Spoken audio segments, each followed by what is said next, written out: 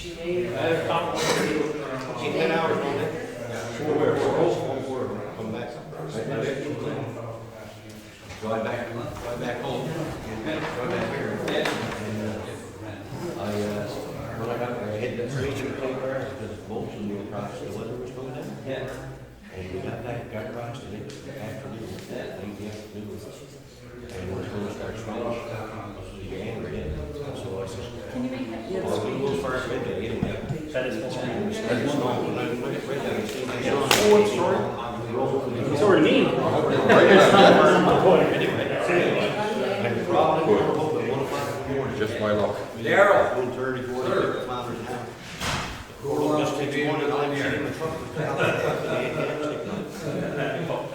And the business said, nothing, I'm going to catering. No, I think we're good. I'm not going to meet the Goose Bay Day. I said, well, I'm lying, the government says the road is still open. I'm going to try it. You know, I was pushing snow halfway. We come all the way to get us 30 miles an hour. No, I just saw. Yeah.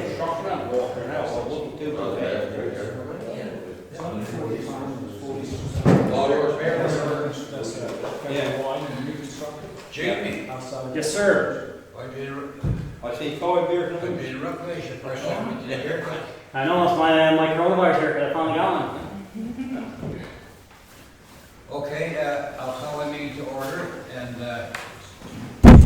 like to inform that the meeting is recorded and you know, like a lot of your people Test. couldn't be here because of the social distancing, but you know, they will have the availability to get a copy of the tape and to listen to everything that was said here tonight. Okay. We thank you for coming out, and previously I did ask for a meeting, but for some reasons that it didn't go through, but you know, council has been planning the Kelland Drive and other roads that are coming for quite some time, and I know there's concerns, so tonight we'll open the floor to you to, you know, you want to speak and bring your concerns forward, whatever you want to raise with council. You know, you can again, is there any questions you want to ask prior to starting it, or? No. Okay. Mayor, can I just add too that Councilor Lori Dyson-Edmonds would be here. She had a personal matter come up, but she may join us if she can get away. Okay. So she wanted me to pass it along, but she would be here. She'll be here together.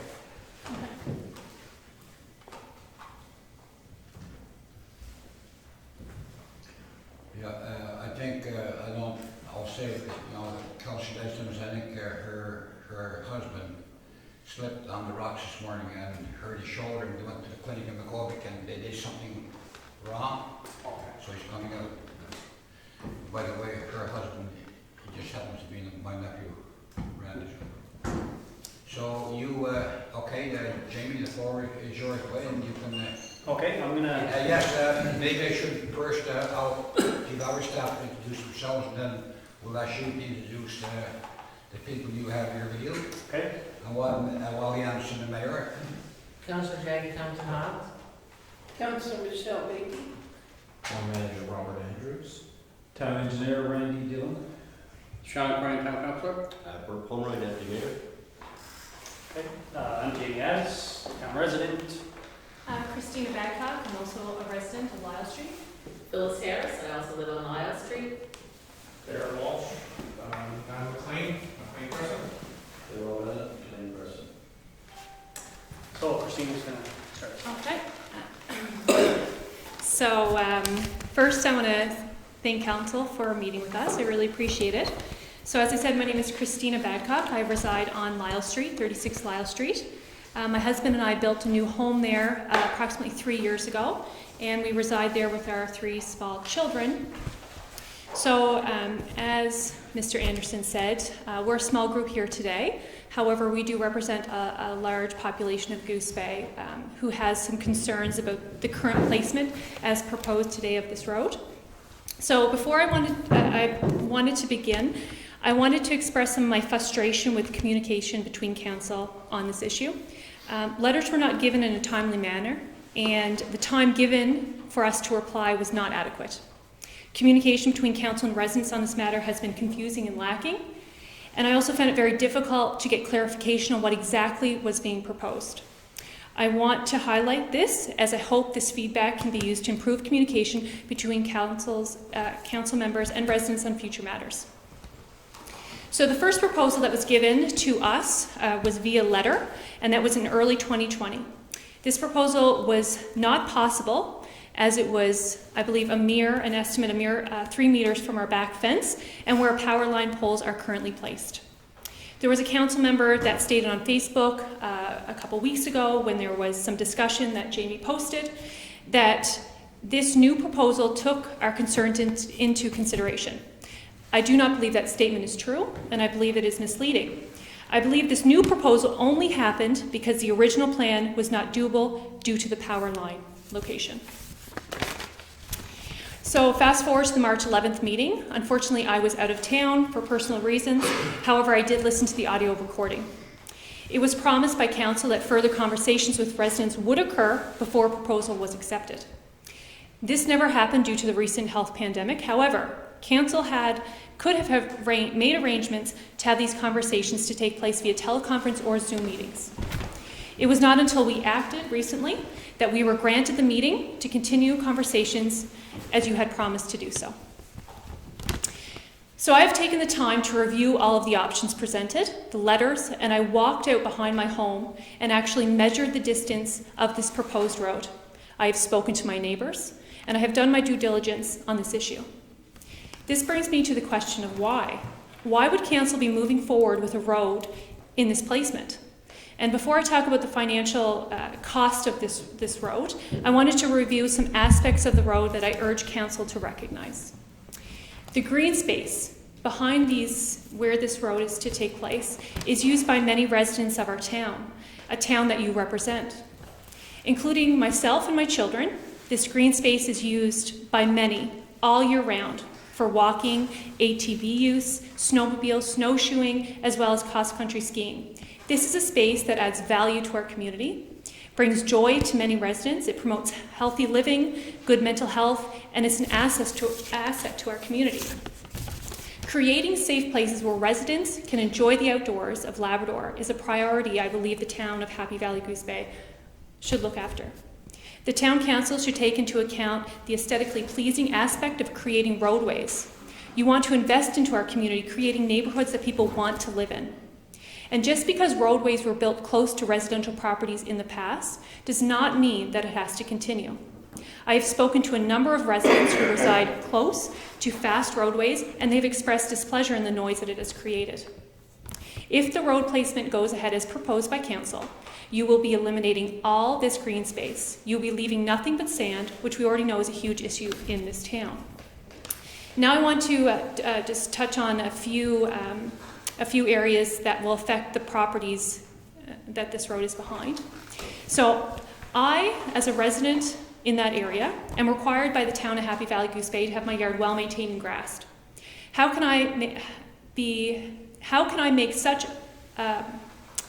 I continue to do this when town council is proposing to create a huge pile of sand behind my property? We know that this road will be a main road for many residents, including transport trucks. So in addition to the mess of sand that will be created behind my home, the close distance to my home will mean the noise will become a huge factor. In addition to the sand and the noise, will this road be lit? If so, this will be creating a light issue in my yard and substantially affecting the properties that are closest to this proposed road placement. I also bring forth the question of the asphalt being used. Is this asphalt up to the grade to sustain the weight of transport trucks? And taking these into consideration, if this road is placed here, there's a lot of concern around, why can't it be pushed back? And that's one of the main reasons why we're here. You have ample space to utilize behind to push it back to maintain the green space. And I assume that a financial aspect is a big factor here. However, the cheapest option is not always the best option. You have the opportunity to build a road and preserve the green space used by many residents of the town that you all represent. There are many more factors to take into consideration than just the financial aspect. I'm also told that if we do not use the $2 million, the town will lose this funding. And my question to pose to council is, why does the road need to be paved this year?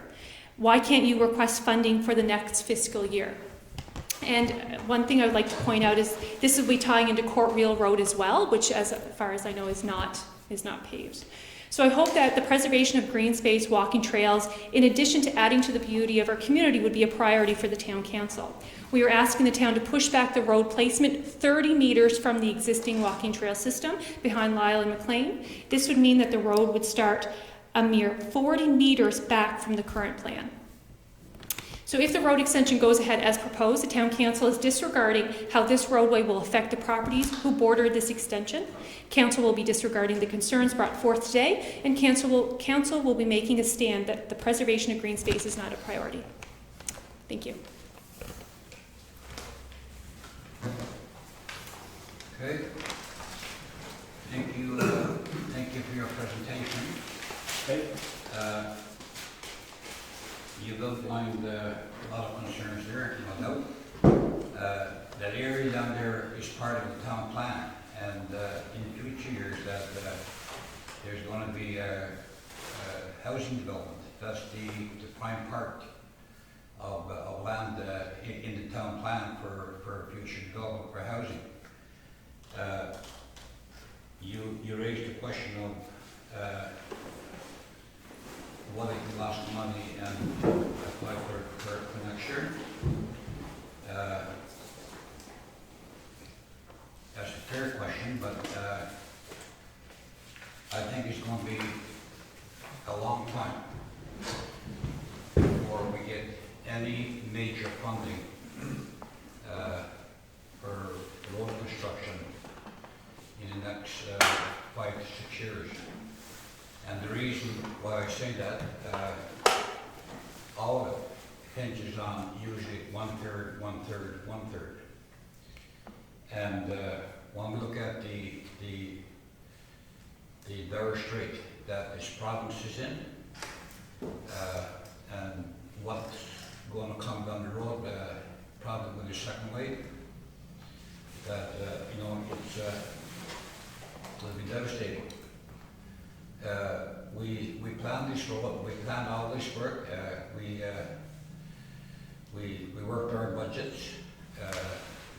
I can tell you that in a run of a day, I see roughly 100 people, and a lot of them are saying put the road through. As a matter of fact, I even get a call from people living in East Bruce Park saying, listen, I got grandchildren that live down there. I was down there the other day, and to see these cars speeding by, put that road through and get them off the road. I fear for the safety of my grandchildren and other children who live down there. I can tell you that there is no intent to barge in on anyone's privacy. We did go back and we did make some changes in order to meet the changes that we've done to accommodate. I do believe that we've got to find an additional, I believe it's $132,000. $325,000. Oh, I'm sorry, $325,000.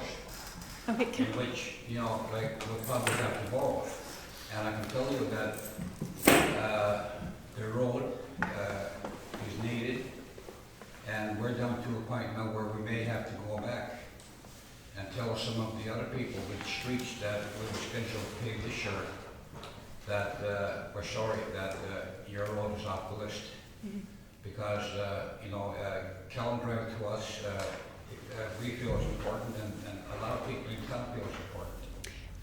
So, it was never done to infringe on anyone. And you know, like, we planned, and there were different options that would, and we won't be after two. And at the end of the day, what we've done to accommodate the residents on Lyle and Johnny Hill is going to cost, I thought it was 162. And you know, I don't, but I can tell you, I'm flooded with people who are saying to me, you go out there and you spend all that money and you drive my taxes up, buddy, you're going to hear it. So I mean, there's both ways that, you know, there are people that there's a lot of people who want that road. Can I speak to? Anyway, I'll let you respond. Okay, thank you. So I think the consensus here is we're not arguing about a road. We understand the need for the road, and we do understand that there has been some changes. However, what we are led to believe is that the initial plan that you put forward was not doable. It was right in the way of the existing power lines, and it was a mere 3 meters from my back fence. You know, poses a whole new question. So I think that the second, you know, we're led to believe that the second proposal that you came up with was not because of the considerations that we brought forward, but more because of the first plan that was engineered was not doable. And we're not arguing. We think that the road is important. We do understand that there is high traffic area. I have small children. I can certainly sympathize with families with children. However, we do feel like, based on the things that we were saying and the points we're bringing forward, that there is a better way to put this road in. And one of my things that, you know, on the financial side of it, we're looking at 55 meters, changing the intersection by 55 meters, and that would allow the preservation of this green space that adds, you know, tremendous value to the community. So I pose another question to the town council. Have you guys investigated pushing it back 30 meters from the trail, that 55 meters? Because Christina, I want to just ask the town engineer a question, because I want this clarified too. We were presented with option 2, which, by the way, I didn't support. And we were told, Randy, just to clarify this, that we were told it was $165,000 cost at the option we were presented. Is that correct? the letter said this. For option 2? Yeah, option 2. I asked this question a couple times, and I was told 14 meters from the back of the property line. And when I asked what did that mean in feet, I was told 147 feet. But I'm getting conflicting information, so I just want to confirm what's correct. Yeah. No, it's 147 feet. We'll let you finish short. Yeah, I think you were heading there. With I would like to know that answer as well. Okay, Randy, Bert, you wanted to speak? Yeah, and thank you for coming forward, and I understand you, I live on loyalty. Why is Bert speaking? Why doesn't Randy get to answer my question? He's going to put his hand up, so and then I've got Jamie and the other hand also. I asked a question that didn't get answered. Yeah, I would like to hear from the engineer, Okay, go ahead. just the question, and then I would like to hear from you as well. The extra cost over and above the available funds is $122,000 for the 14 meters buffer. And what I wanted to add was that, We know 122,000? $122,000 over the available funding. So rather than cost $2 million, it would cost $2,122,000. That also deletes the asphalt paving, or the asphalt walkway, Right. which was at 110 or 150,000. So how many feet is it from the property line? From the property line to the edge of the road reservation is 14 meters, and the road reservation is 30 meters in width. So how many feet is 14 meters? I asked this the last time. 47. 47 feet from the back of the property line. To the edge of the road reservation. Right. Okay, so I want that clarified. So I think it needs to be clarified even more, because you have to take consideration, and not, no disrespect, but there was not a, first option was certainly doable. The pole line would not have been affected, the easement, because you need to take into account that the easements are not part of this, right? Remove those easements and add them in. So, and the town engineer will confirm at that corner of Loyal and Hefner, the distance between the White's property line, and it will go further away as you go along, from the back of the property line to the edge of the road itself is 25 meters. Yeah. And that's exactly how it works at 25 meters. That's even closer than in behind Adams Loop and Pablo, is that correct? 25 meters? Yes, it is. No. We No, it's went not. back and measured. No. No, is that a specific point on, or? I don't have the exact measurements, but if you go up around those areas, if you take in your road reservation of length of 30 meters, you would be very close to the property lines in those particular areas. That's 27 meters, 22? 25. 25, from wedge to the edge of the From the edge of the property to the road itself. And I don't know, I mean, the other thing too is to take into consideration the extra cost. When I say $325,000, when we had the meeting in March, there was certain issues that came up. There was an issue over sand and dust control. That is part of the contract as well, to hydroseed the area, to maintain vegetation as much as possible. That doesn't need to be removed, it won't be removed. That's in the contract as well. The extra cost to bring it to 122,000, so 125, whatever tax.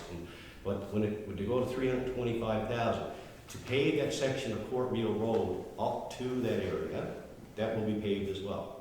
That was another concern that was brought up. And we measured it out, if we went back 55 meters from where the intersection where we're proposing it, when it comes out, Jamie will be able to show you, it's an additional 65 meters. Yeah, and the cost of doing that drives the project up an extra $400,000 to $500,000. And another thing that I just wanted to point out, I know you said that there was some hydro seeding, and if you pushed the road out and left the green space there, wouldn't that eliminate the cost of having to hydro seed? The cost of hydro seeding is very minimal when you're talking in road construction, and it's an add-on. But it would be an add-on that would be eliminated if the green space Yeah, but was it's kept. not gonna come up, hundreds of thousands of dollars. What about the yearly maintenance cost of tented vegetation? It's hydro seeding and the vegetation will remain. The trail that's there, the right along the back of the property lines, from speaking to the town engineer, and I guess you've been in touch with the consultant, that trail will be maintained. That's the easement, not the trail. Well, the one that people uses. People that use. I live up there too. I mean, there's people block that trail, yeah, I blocked it. So there's one right behind the fences that's used by ATVs and walkers, and there's one a little further out. Both of them are gonna be impacted. Yes. I don't care what you say, Bert, I was up there last week, and you might have been up there too, that's fine, but all that's gonna be impacted with that road. Well, I live up there and I'm a resident too. And I know, I mean, I see the traffic going down my street and your street. It's crazy. And it's not coincidental, there are 3 sets of speed humps in that area. And for me, I think every decision that we make, first and foremost, has to be public safety.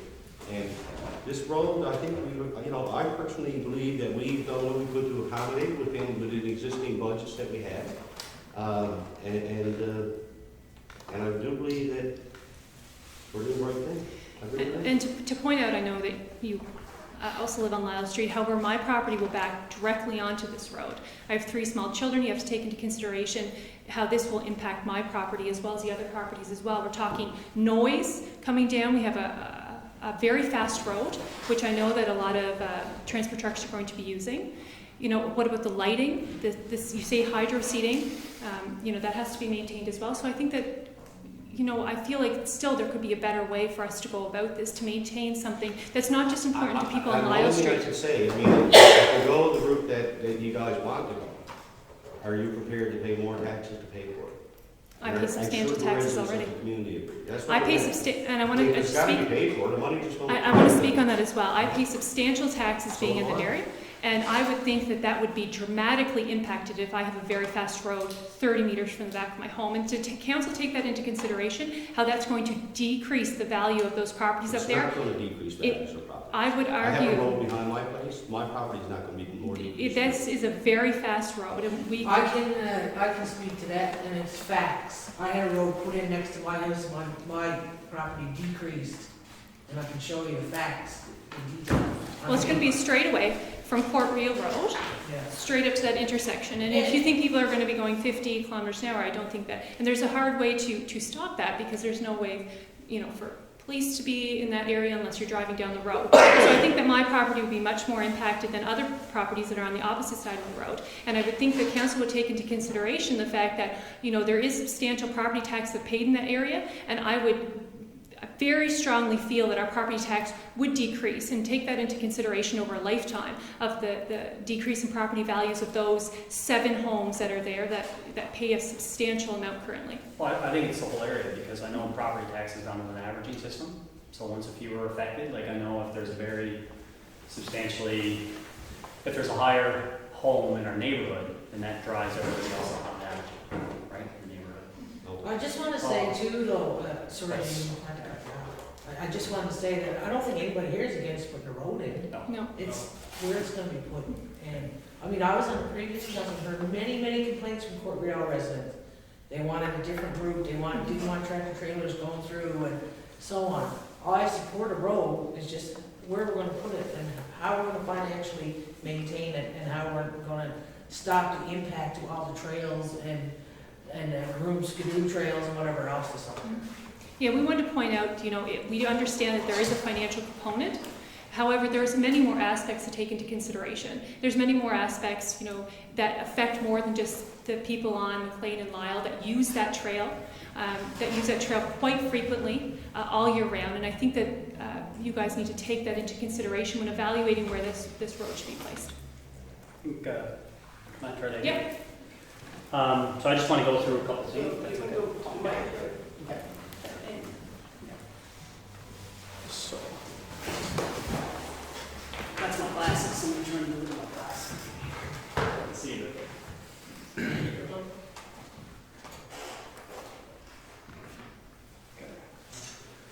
So before we get too far into, bullet points on the cons of the road, I just want to say that originally when we were introduced to this new road plan, we felt that our street and maybe our adjacent streets were the only affected parties.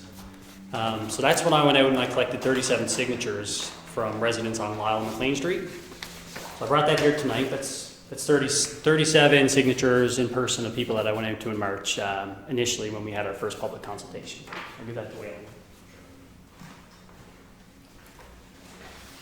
So, however, as this concern went on, and I spoke to more and more people just kind of in and around the community about, what they thought the argument was, and I was talking to people, we felt that it began to become more of a systemic problem in our community with regards to just deteriorating greenness around our community with the development plans that are being proposed. I printed a copy of Regina Wells' letter. She addressed this on Facebook to a petition that I wrote. I've got 9 copies here. Everybody can have a copy up there. Just pass around. And I think it's very important, her view, and it sums up how our community as a whole is affected and not just the residents on our street. So, I want to go through just a couple pictures up here. And is it okay can I take this mic and just walk up a little closer so I can see the street names? Yeah. Great. Yeah.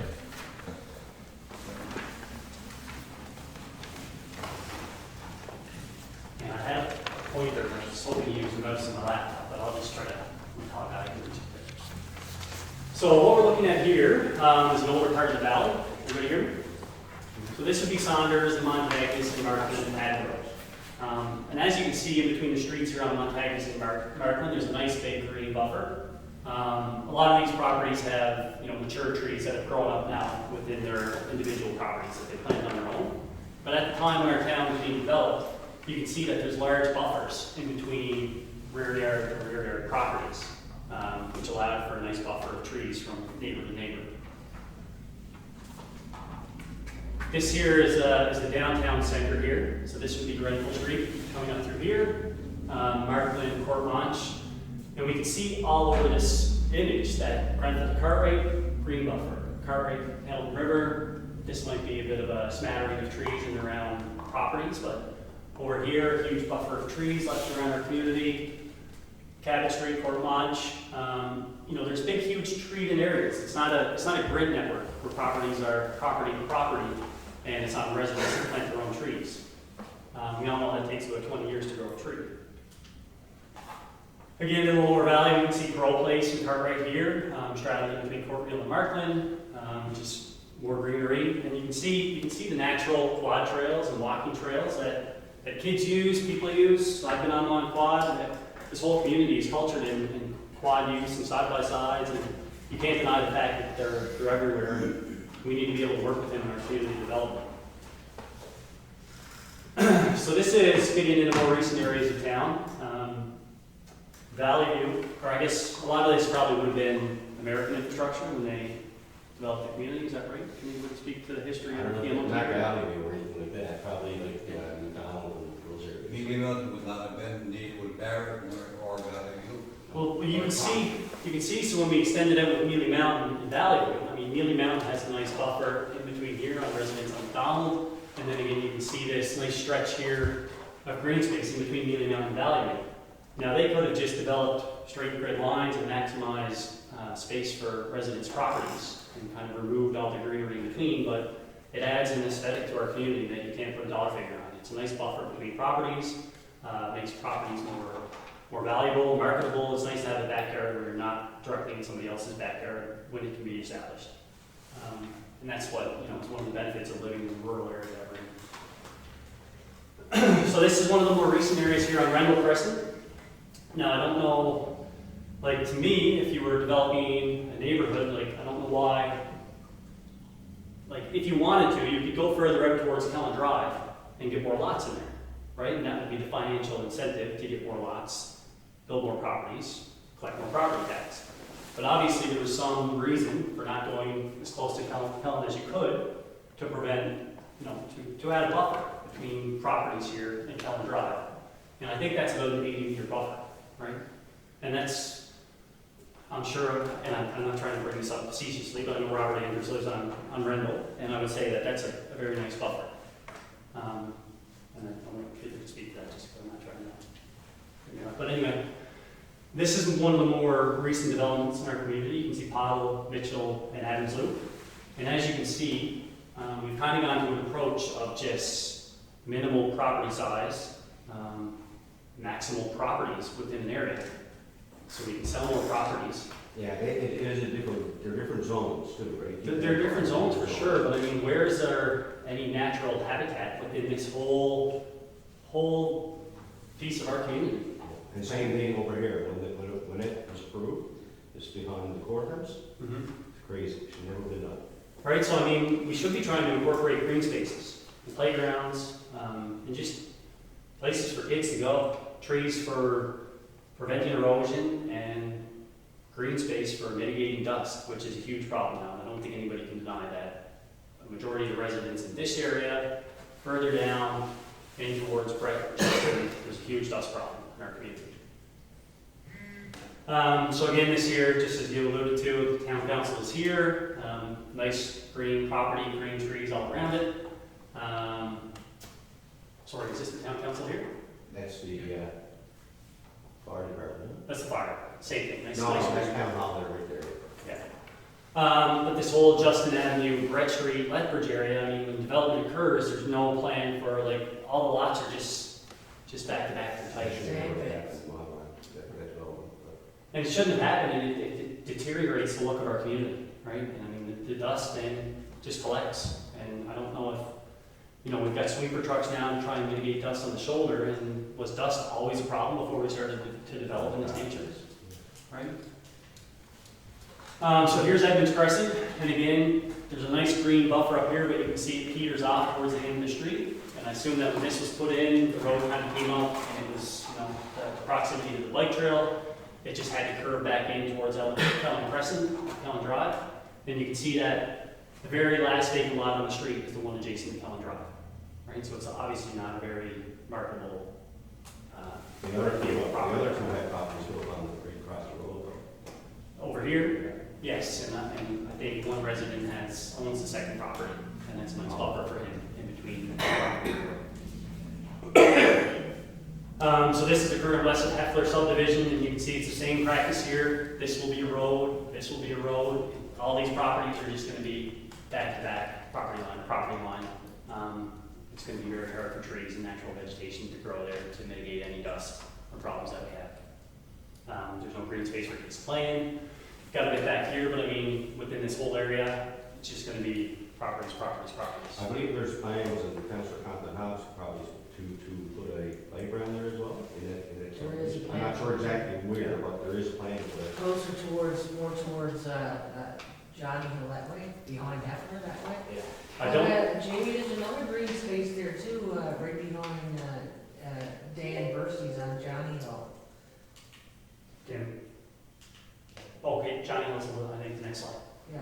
But, so I mean, That could be I developed. don't know if it's the cost of development in this area, or if it's just the nature of the way the subdivision is with the sand everywhere exposed. I don't know if it's an unfavorable place or an unappealing place, but obviously it's been stalled out, and nothing has happened there in recent times.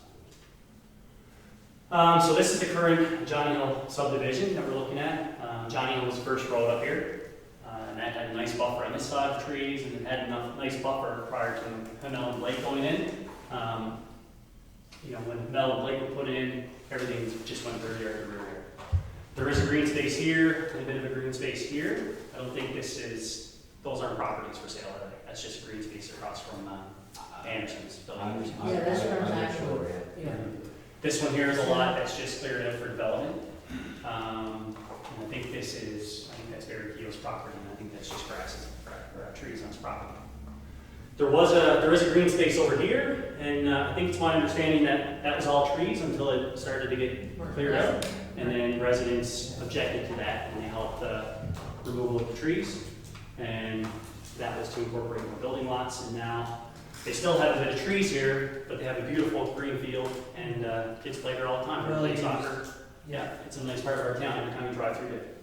And there's no doubt that they have a speed bump right here. And if we have a road up here, then maybe it will reduce the congestion of traffic through that green space for kids. So further up the top is kind of where we're looking now tonight, and you can see this straight faded line up there. That's the trail that we want to preserve, because it's a beautiful walking trail. This is what it looks like looking up one direction. This is the other direction. I'm out here, pretty well out here. Every other evening, I would say for sure, we frequent the roads quite a bit, but whenever it's not raining or puggy out there, we like to get out the trails. Whenever I go on a quad, I use this trail. This is parallel to the property lines, and it's not a pole line easement. It's definitely an easier route to get from Transmitter Road to Kelland.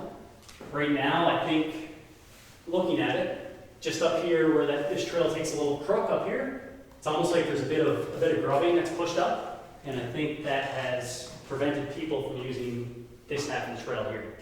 Right, so I think if you remove that grubbing and work that trail a little bit, then that would be a natural thoroughfare for people on off-road vehicles to use that path as opposed to using people's pole line easement right behind the rear yards. Because I know pole line easement's bumpy. I would use that whenever I can, and I would come off that to come into my property. Right, a lot of people come up from Lower Valley. They come through the pole line easement because it's a straight line. They use the path of least resistance. Right? If you had that up there, that would be a nice straight cut. And if you look at the trail, it's not sandy. It's kind of full of soil and roots, and it's a nice system. It would have been a man-made trail. I think it might be a Many man-made trail. years ago. Yeah, That's the area I grew up 50 years ago. It's a man-made trail. it has to be so straight. Yeah. Right, but it's beautiful now, and it's frequented all the time. I'd say up until this year, there's quite a bit of garbage in the different network of trails up through this whole area, and now a group of concerned citizens in the neighborhood have gone through with their quads and they'll tow behind trailers and they've collected all the garbage. Right, so if you walk on those trails now, it's a beautiful piece of green space for our community. So that's what we're looking at. This is a picture of dust, but the picture from the vehicle doesn't really do it justice, but we've all seen it when you drive up Kelland Drive and an off-road vehicle comes towards you on the shoulder, you just get covered in dust, right? A nice hot day. Hopefully we see more of them this summer, but on a nice hot day when it's dry, that dust is just everywhere. And it's all over your vehicle, it's all over your dash and your vents. If you turn your vents, you hear the scratching of the sand within your vehicle. This is a property adjacent to mine. This is looking down towards Kelland Drive, and that's just wind. Right, so on a windy day, we can hardly use our backyards, our properties, because the sand is so. That's looking towards town, yeah. That's looking towards town. Because, I would personally, like I said, I lived there too, and I see the same, and when I built my home up there, there was nobody behind me either. And, for a few years, there was no, landscaping done, so I was in the sand for a couple of years, I understand that, I mean, you know. But we'll be eating sand forever, because that's Kelland Drive. How do you revegetate Kelland Drive right now? With any planning that's in place? If we hydro seed, how do you stop the ATV traffic?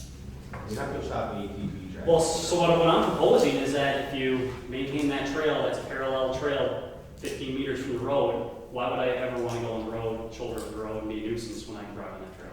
And there will be people and there will be bad apples that will use the road just out of, spite, or for whatever reason the kids might do it. But I know, for me, I particularly hate driving on the shoulder of the road. And I've got my parents live in MIT, I go up there quite a bit, and whenever I do, I try to hook out the trail and I try to go wherever I can. And as soon as I come down Kelland Drive, I hit a bog, and I have to come up on the shoulder of the road.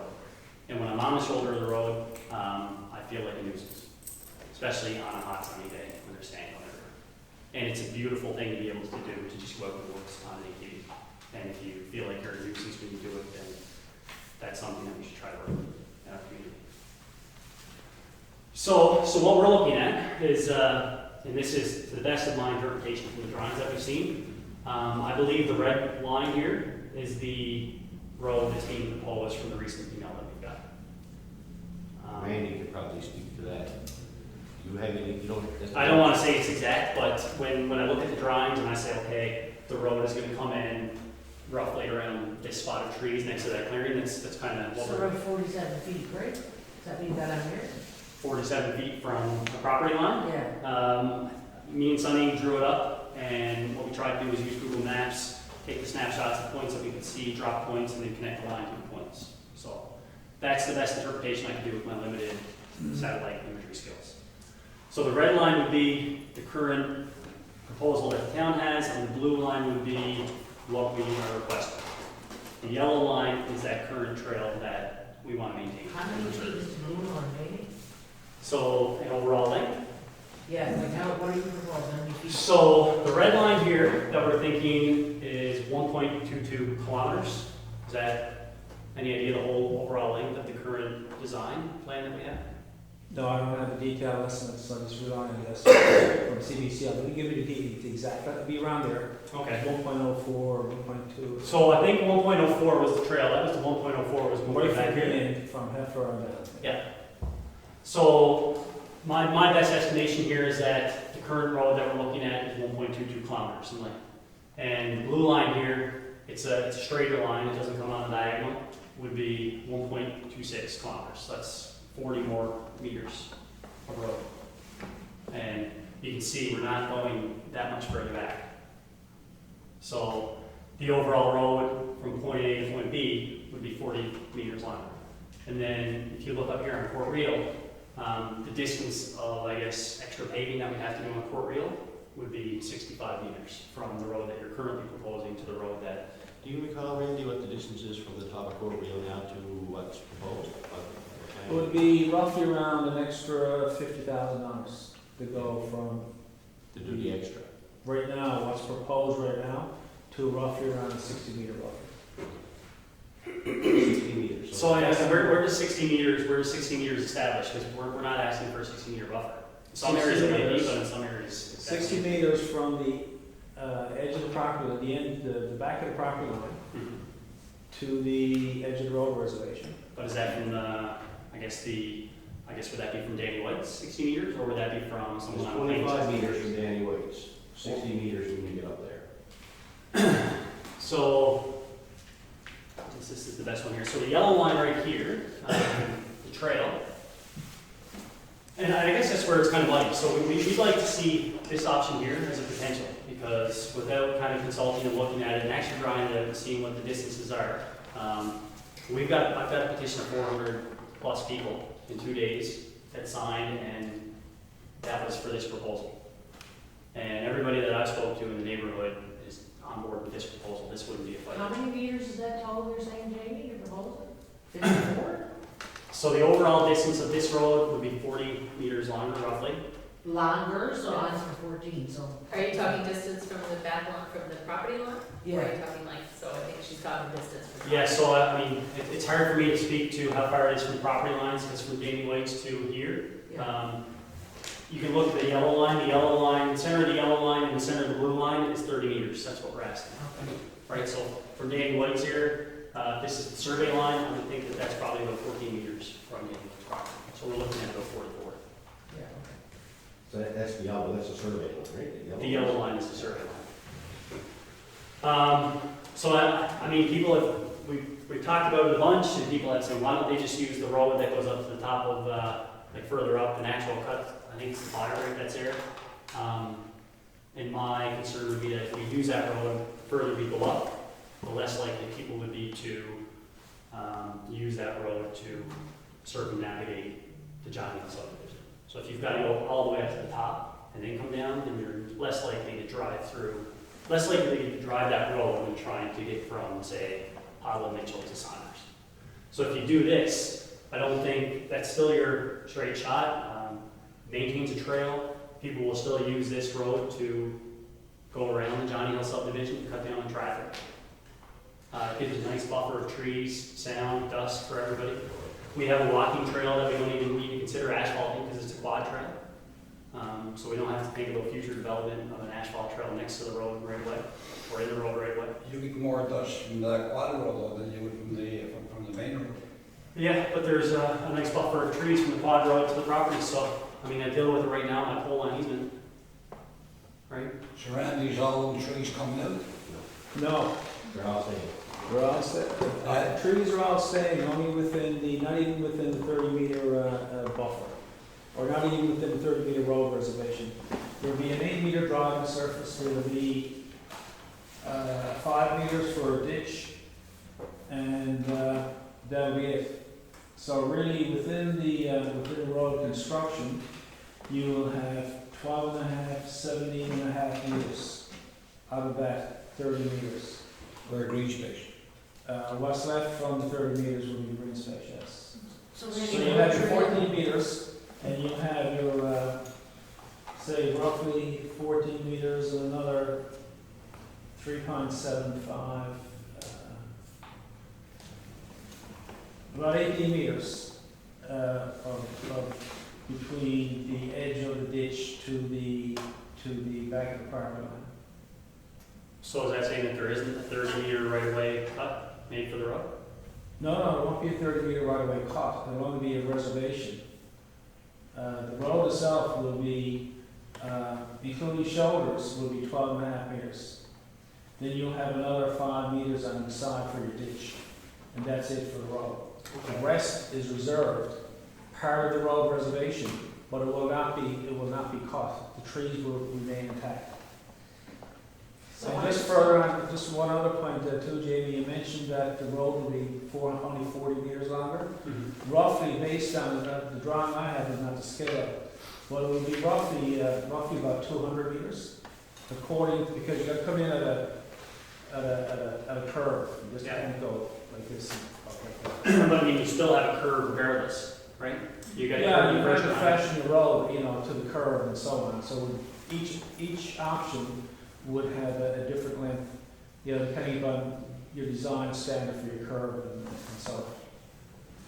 So you think the nature of the curve in the blue line would be additional concrete to add to the curve? Based on 14 meters would be an additional, say, 200 meters, as well as your intersection would go further because you're up further also. So that also adds to additional. That's the one I hadn't considered here on Heffler, because we do have to have pavement to go from Heffler to the road, right? Right, so you're going to have an additional length there Whole for your. intersection. And So- basically, that was an additional, I think it was around 350 or something, or 287 versus the 122. So that additional asphalt, that additional reconstruct paving, and the additional length on the intersection is costing about an extra 160,000. So, Okay, so so Randy, this would probably be about 20 meters, I guess. of extra road and asphalt How there. much? Extra 20 from the pink line. That's So what the road I'm there saying. is the pink line, and we had to wait for 20,000. 20. 20 minutes. Oh, So Randy, how much extra cost would it be for what the blue line is proposing? Could we entertain that?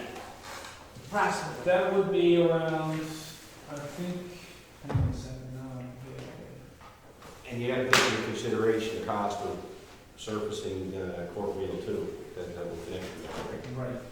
right. 2 minutes. So that's, I think that's all the images I had there. This was something I was kind of throwing around, just looking at Google Map, for an idea of a quad trail to alleviate off-road traffic on Kelland and through the neighborhoods. There's an existing trail here, the one that we're trying to maintain. There's a trail right up here that ends right here, and then you have to cross a bog, right? So in order to cross the bog in the summer, people just come down here and then they stay on Kelland Drive. There's a trail that, That's further out towards Mexican Head. no, this is Kelland Drive here. This is Adams. Bog Beach and Kelland. is what crossing Danny Waits. No, no, That's regional policy. This is all of Kelland. This is just something that I was saying. Oh, up Metropolitan, okay. This is something that I think would be a good idea Yeah, to alleviate off-road traffic on Kelland Yes. Drive. And that's something that I'm not putting on council. I just, And we're, in Council Compton House, we speak to this in terms of a trail study that's being done, and I'm sure that a lot of these areas will be considered for future trail development, so just keep that in mind too. Right on down to Mud Lake, and we Yeah, have that trail so- development, so. it's just, I'm trying to promote a homogeneous design to our community so that we keep green space and we can continue recreational outdoor activity. I really don't think we have a lack of green space. I think we have a lot of green space around, we live in the middle of the forest. Yeah, we do, but it's not around our houses, you know, what I mean? So, and kids don't go far from the house today, just due to the nature of our There's trail not many systems that's communities that there. have much green space as we do, Danny. And I'll point out too, that our trail up here, you frequently see people walking alone, there's no concerns about safety at all up there. We're out of the way, we're not near any, stores or anything in the area, so it's a safe trail, and it's a clean Fortunate trail. right now. What's that? You're fortunate right now. We're fortunate right now, but, you know, hopefully, we won't have those problems unless we see development such as stores and But cars. Jamie, like, what you mentioned there, and what Randy said, where the trees are staying, like, with where the proposed road, no, you're gonna have just as much green space and trees as in almost any other street up around Lyle and Valley-View, or, I'm sorry, Johnny. Well, so there's still a cut coming from this blue line towards the No, properties. from our proposal, the red one. Yes, so I mean, like I said, up here, like you see these aren't trees, and these aren't trees, and I would be willing to guess that most of the trees here will be gone, just due to the nature of the road right away being encroaching on properties. They look like trees because they're green, but that's all logs. So I mean, this property, this property, this property, this property, this Sonny's property, they're all pretty small. We were at the trail there. You're looking directly at houses, right? And it's not a nice sight if you go down Kelland Drive right now. And I've been speaking to people, and people have been questioning the petition that we have. And you kind of explain to them that, you know, we're not closing the road, and that's it. There's no further arguments, there's no further And, anger. I think we all agree, we're not, no, it gotta come down to, I mean, and sometimes, I mean, everybody wants their cake and eat it, it's human nature. And, in the ideal world, I mean, you know, we like to do everything we want to do. But in reality, which is what we live in reality, we're living within a budget. We may change the thing. We're gonna spend an extra $350,000. And that's gonna take away from the streets in town that have never been done in 40 years. I don't So understand why you what? keep saying $325,000 I don't know, it's $350,000 extra. As if it was a Or $2 million. 122, what, lots. I don't understand how it went from a $2 million budget, when you applied for the funding, to immediately on this red road. And the 325,000, 322,000, that's what we're saying. It was 122,000, right now. That removes the 115,000 for the asphalt walkway. Which it said would be revisited in the future. Could So we that's money that you're trying, that you're potentially. Right now, earmarking. as part of the funding is removed to keep the cost down, otherwise it would be 122, 237. You know, so right now it's 122 because the asphalt walkway was removed. Mhm. We also have to pave, reconstruct and pave Corriel Road, which is an additional $205,000. So that brings it up to So is that part of the funding model? 327? Was the reconstruction of Port Real part of the funding model? No, Uses that's under the that's funding? additional money, that was meet concerns that people brought forward at that meeting, Mhm. right? So. So I mean, couldn't that be earmarked for another year if you implement the road this way? No. Or how much, I guess, What Port we Real say, is? our public council, we try to listen to everyone's concerns and try to incorporate as much as we can. I mean, you know, we can't make everybody happy. I think it was Mr. Bennett said, you know, you want to make everybody happy. You can't make everybody happy. You can try, but you can't. I think you said it at our meeting and it was your job to find the money. Well, we got money. We got the money. Randy, you But want the to additional money is come on? $225,000. Can we get it? Find money. So we're gonna have to cut other people in the town that have to suffer. Well, so how's our budget looking for this year with the snow clearing that we had? That 325,000, that's the town's responsibility. There's no cost shared with the province or the village, that's ours. Mhm. So we gotta go up there and if that was the case, to justify it to the taxpayers here, what, we gotta go on board an additional $325,000 to move this road. And like, I can tell you, like, the feedback from the community that I'm getting. Can I ask a question? Randy, what's the cost for that new line? that one would be $122,000 plus Fort Real. This, the blue line that Jamie's proposing would be roughly, rather than 122, would be 350,000 plus the Fort Real road. So total is what? It would be 350 for the blue line, additional. 350? So it'd be an additional 122, 100 and, So have you entered, like, so your consultants have looked at a 15-meter, or I guess a 30-meter distance from that road, like specifically? 30 meters and 60 meters. The 30-meter buffer Yeah? would be an additional 287. Okay. 60-meter buffer would be an additional 350. So, where is the straight line that we're talking, the 30 and 60 meter buffer? Is the 30-meter buffer just 30 meters following this line here from everybody's property line, It would parallel, be, or is it just the worst case close? scenario, the 30 meters would be the back of the property line, say by the top 7 properties starting at west. So that would be, it would be a minimum of 30 meters at that particular spot. So have you costed this option that we're suggesting? Which would be around, Specifically. we've costed around 60 meters, which is approximately what you would be. I don't think we're not 60. Well, it would be somewhere between 287 and 350. So could you go to your consultants, I mean, they work for you, I think was another comment that came up at the meeting, the public consultation, and say, can you give us a dollar figure on this? So what distance are you saying from the blue line to the back of the property? I'm saying if you take that survey line that's there, and you look at it on a Google map, and you go 30 meters from center to center, trail to center of road. It's just parallel line, that's all. Because a 15-meter tree buffer from that trail to the road leaves a nice green space trail unimpacted. Randy, there was 5 options that the consultants explored, wasn't it? Yes, Your Worship, there was at least 5 various iterations of some of them, so there was 5 or 6 options, yes. So we had gone back and I know one. I know we've looked at other options worse than this one, and I guess cheaper than this one. I would encourage council to cost this, so that when it does come to a point where you have to vote, we're not stuck between a rock and a hard place to vote. The only vote right now is to award the tender. There's no voting on changing options. I mean, the papers, the work was not in. I mean, the papers were prepared, as far as I know. The question was asked in the meeting, do we support it individually? Option 2. So this has been voted on, It's or? gonna be Well, there's voted not a on. vote. So you get a tender, and then you have to vote on accepting it? it wasn't voted on. No, it doesn't require. All the options was presented to the town. And we sat around the table and we took into consideration the cost of what we're proposing to similar to the one that you're proposing. There's 5 options. And that's every one from option 2, which our one is the red line, everyone went higher and higher and higher.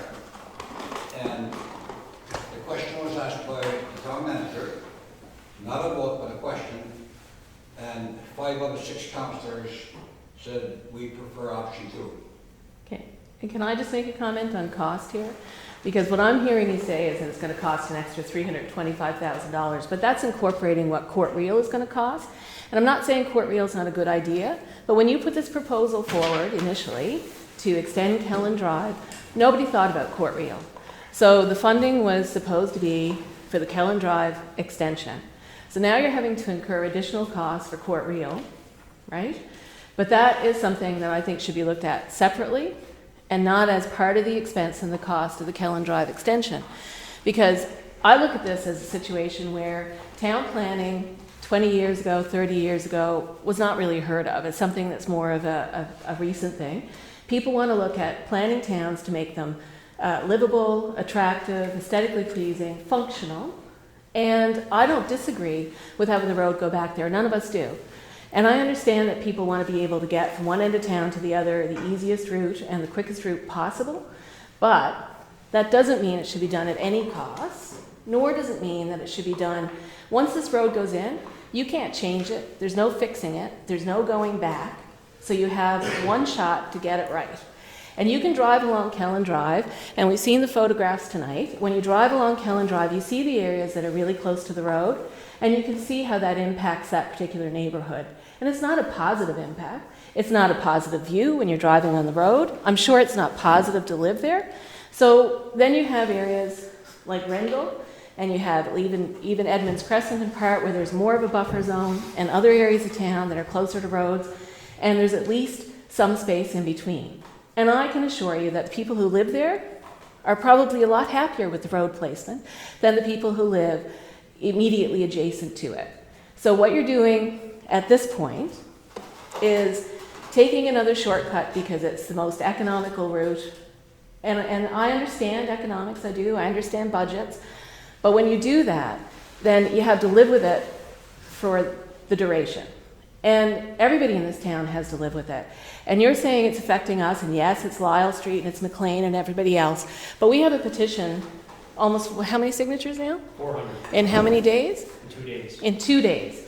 So you're saying that people are telling you, build the road, build the road, build the road. Well, I don't see them standing here. And I don't see any petition from them saying put the road through at the least cost to us because we just want the road. I think people in this town want to have a town that, again, is planned well, that is something we can look at for the future, and something that people are going to want to live in and people are going to want to enjoy. I can look at, I'm in the back, I'm one of the first 6 houses. So the initial plan, it was essentially 3 meters from my back fence, which would have been on the easement. And I know how easements work. I'm not going to go into it here, but you can't build on an easement. So I think that, it's going to impact if it's sufficiently close to our properties, both the dust factor, the noise, and the light. And you're asking us to beautify our properties, to put money into it. We've built in an area of town that's low-density residential area, and that's what it is. And the roads in that area are generally roads that conform to that. I know people abuse them and go fast. That's part of the reason for wanting to bypass. But by putting it behind us, you're moving all the fast traffic from the front of our houses immediately to the back, and we're still going to have to deal with it. And people who have children, like Christina, she's got 3 small kids, they're not going to want to go out back there. They're not going to want to walk along a roadway that is the same as the rest of Kelland Drive. Nobody's going to want to. So that's what we're going to have to live with. And these are people, all of us, chose to live in this area because of the type of neighborhood it was, because of the fact that it's a quiet residential area. And we're not objecting to the road, we just want it to interfere as little as possible with our use and enjoyment of property. And by doing this, and putting it, I know this is better than the first plan, I will say that, but it's still not giving sufficient weight to having a space back there and maintaining that trail, and that trail is a nice trail. I'd invite all of you to come up and have a look, walk along the trail, actually come up and see what's there if you haven't already done it. I know you live in the area, but a little different. Like I see people going along my back fence all the time. But I do know that people use that second trail out for ATVs and dirt bikes and that as well. And they come into, it's more in the winter, you'll see more skidoos not going along closer to the fence line, but that's people going back and forth. It hasn't really been a huge issue. But if you put in a Kelland Drive that's close with all the sand on the side of it, what you're telling me is that the road is going to be 12.5 or 15 meters, is that what you said? And then 5-meter ditch on either side? Yes, so it would be 8-meter driving surface, 12.5 meters for including the shoulders. Okay. So that's 12.5 meters out of the 30 meters. So that's still, if you even that out on either side of the road, it's not giving any substantial buffer additionally to what's already going to be there. So it's still going to be relatively close. It's going to ruin the trail system for everybody in this town. And we're setting a precedent again that, well, you know, we'll take the route here that's the least amount of money or the least that we can get away with, and we'll deal with the consequences. And we're going to have to deal with the consequences, as is everybody else in this town. So, you know, that's our point, I think, ultimately. Like, we just want to have some consideration for where the road goes so that we don't end up with a situation that we're unhappy with. Because, as I said, once it's done, you can't undo it. Nobody's going to go back and say, oh, that was a mistake, we'll move it another 30 meters. That's not going to happen. So once you have it there, we're stuck with it. And, you know, the fact that you didn't take into account Court Reel at the start of it shouldn't really impact the fact that you wanted to do that section of road from, you know, the extension of Kelland Drive to Court Reel. So I think you should take that out of the equation and stop saying that that's part of the cost of the Kelland Drive extension when that wasn't originally part of the cost and it wasn't originally part of the consideration. With that one, though, there were a lot of people that expressed a concern that that section would not be paved. Yeah, right? I agree. We're trying to, you know. I agree, but I'm just saying that that should not factor in. We can't ignore those people either. No, I'm not asking you to ignore those people. What I'm asking you to do is look at that as a separate project from the Kelland Drive extension, because when you put in for the funding for Kelland Drive extension, it was the Kelland Drive extension from Heffler to Court Reel, not from Heffler to Court Reel and all the way down Court Reel to where the pavement stops. Yeah, I totally understand what you're saying. And it is not a part of the Kelland Drive extension. Right. But it all comes from the same bottom line.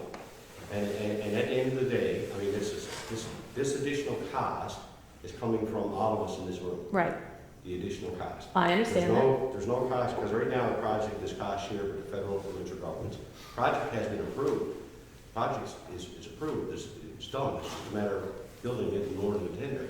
But we're awarding the tender and having to build. So, and that was approved by council, and you know, in a public meeting. Yeah, we've got 400 people in 2 days who are prepared to look at this and say that another plan would be appropriate. And I think that when you look at tax base and what people are paying for, people want to get the best bang for their buck, and ultimately that means you know, making it attractive for everybody. And as I say, we're all here again. We have more people in a very short period of time. And I will say that Jamie's done a fabulous job of doing that, considering the pandemic and the fact that people are not able to communicate. We couldn't get together to meet. It's just been done through other means as best as possible. But it shows that there's support in this town for maintaining green space and placing a road, especially a busy road, in a location where it does the least amount of harm and damage to the town, surrounding properties, and the trail system. And it's not just the houses, it's the trail system, it's the whole area and the neighborhood. And I don't agree with you that it's not going to affect property values. Well, And it's a precedent we're trying to say, develop our infrastructure in a green way, because that's what people want. You know, people are arguing for me on that. I'm saying is that I'm not going to stand and put the financial situation of this community in jeopardy. I'm not going to have to be in a position where I'm going to have to raise taxes, right? To you know, that's the bottom line. I mean, you know, that road is important. And like the mayor said, I get tons of calls too. People, neighbors too, that have come to me and said, get that road up. So, I know we've come, we stop on the street. but I've got a petition here of 400 people. That's names that we can put on paper. And the only evidence we've heard from council is anecdotal evidence. And I know, Wally, I appreciate you coming in and meeting us in our backyards just to see where the road would be. But you said 80% of people want that road as it is. And you gave me 4 names. And I spoke to those 4 people. And they said, yes, I want a road. And I said, so are you being asked if you want a road, period, or no road? I mean, cut you off, but too, that I'm told in the last 24 hours, the people called me and said, I signed the paper because John Cole was going around asking for a signature. It was online. It was an online petition. The one that we just did, nobody was goaded or coaxed. Nobody was intimidated. There was someone down there because that's what people told me. Well, I can't imagine that people were calling to complain about a petition online. Randy, I got a question for you. In all that $2 million and whatever else, there's other streets that we're talking about paving. The 2 million, that would be. That's just for Kelland, I know. No, 2 million is for Kelland. We also have 2 million for local roads. Right. That's the money, that's the funding, that's the multi-year capital works program. That's the funding from which Port Real will be paid. I'm asking, So I wanted to ask, like, can we look at paving some of the roads next year and use some of that money for this, or is that not an option? I'm just asking. No, because the, anything above the funding that's approved in that infrastructure Canada program, Investing in Canada program, will be at 100% town cost. You can't contribute from one program to the other. Okay. Yeah, it's not like you could just take the money from that and put it over there. So the only thing we could look at, if we were to even look at it, is to eliminate Court Real pavement this year. Even if we eliminate Port Real, it would not affect this particular project, the extension.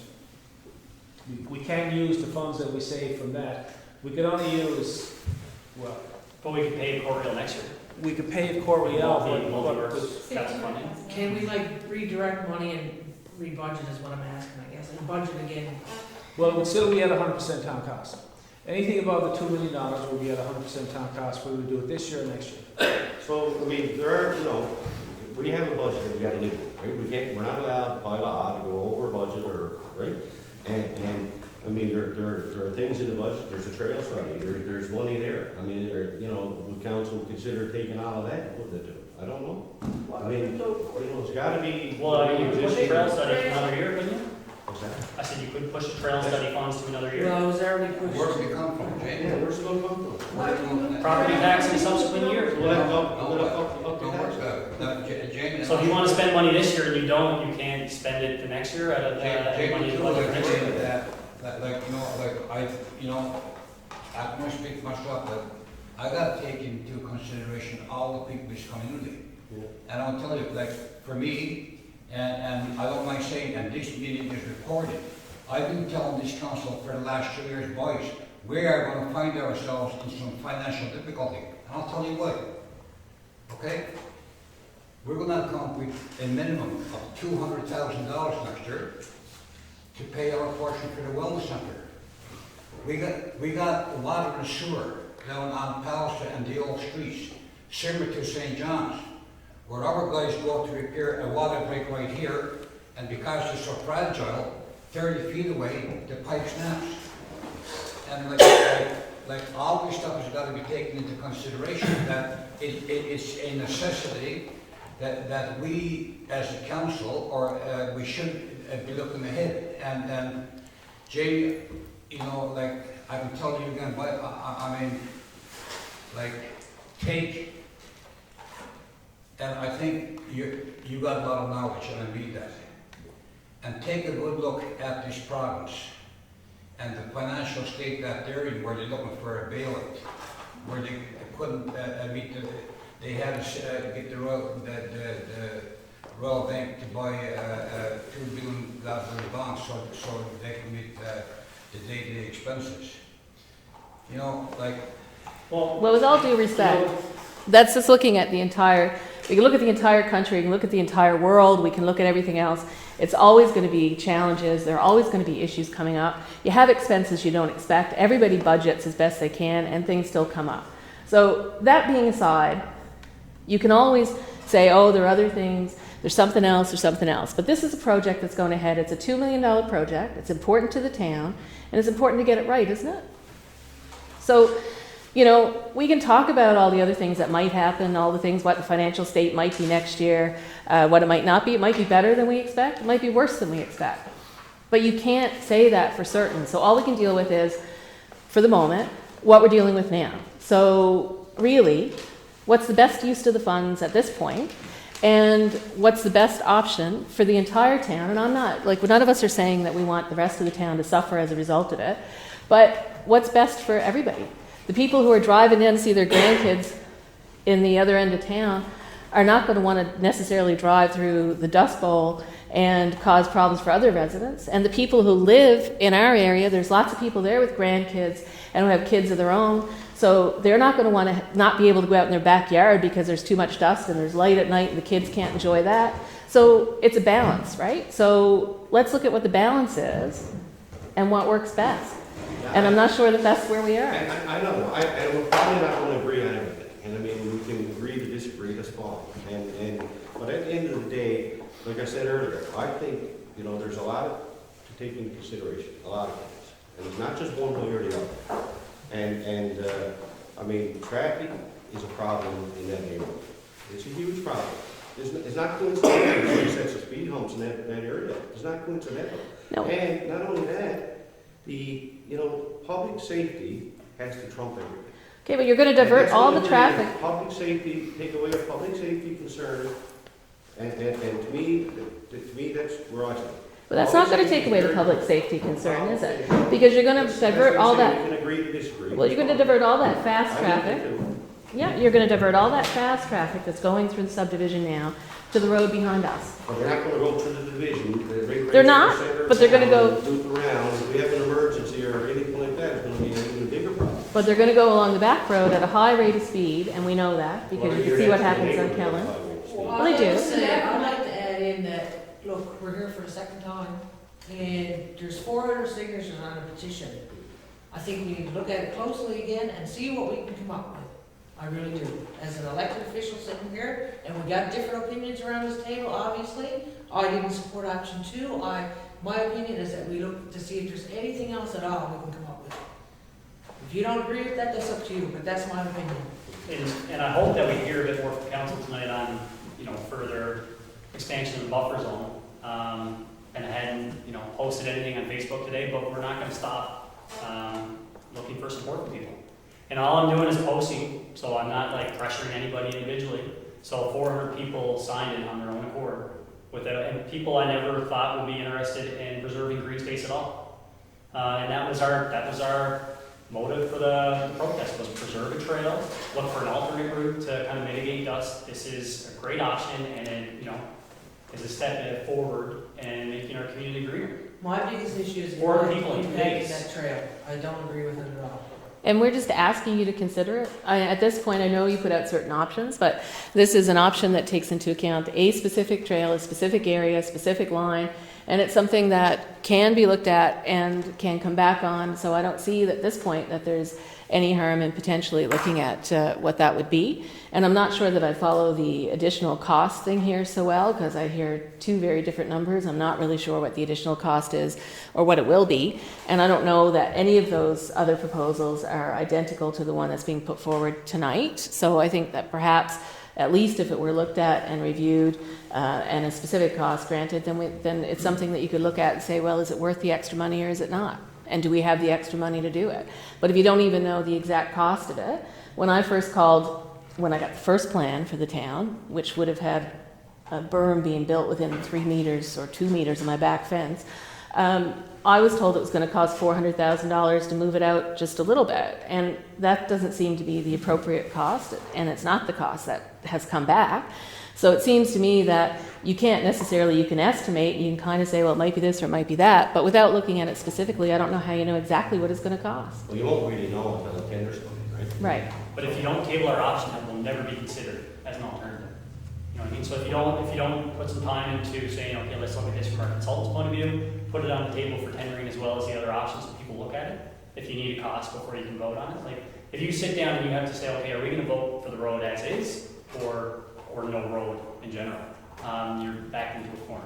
And you have another option to say, well, we could spend a bit more money if we can find it, and this would appease everybody. But don't put it in a position where you're going to go with what you had. You're not going to take any of our concerns into consideration by costing. I do think we took concerns into consideration. That's not a fair statement, Jamie. Well, and your online petition too. I'm not trying to be confident. I'm being factual. Your online petition to the information, it did not say that we took. Basically said we did nothing. right? And it's not true. I don't think I was, There was some commentary there that said that said that's you, what it was, you might have to use tax funds in a subsequent year for a road. That was on the email? Yes. We got, wasn't it? Mhm. What was that?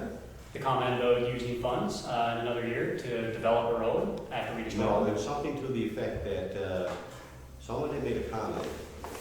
Was the comment my petition, or was the comment just? Comment under your post or whatever. Well, we can't control other people's Yeah, comments. and I can't remember, there was something. You could ask Facebook to remove it. I'm pretty sure they remove posts on Facebook when town gets upset about certain things going on there. I don't think There's that a lot we of that can, happening right now. we can't be I accountable for guarantee you individuals. That's kind of a little out of line too, because the town has nothing to do with that. I apologize for that. But we don't control what individuals might comment. I can speak to that, Deputy Mayor. If you refer to a post that was removed, there was a job ad removed in the New and Improved that I shared because of some defamatory and slanderous comments being made by residents about other residents. So that post was removed from the New and Improved, but nothing has ever been removed from the town record on this Facebook page. And I meant the new and improved. And I meant if you thought that I was. Yeah, saying we don't anything else, make the you issue could very that. easily have that We removed. talked about new and improved today, all the excitement on there. Yeah. It was post removed, yes. But, and I mean, isn't there a brand new truck out there right now?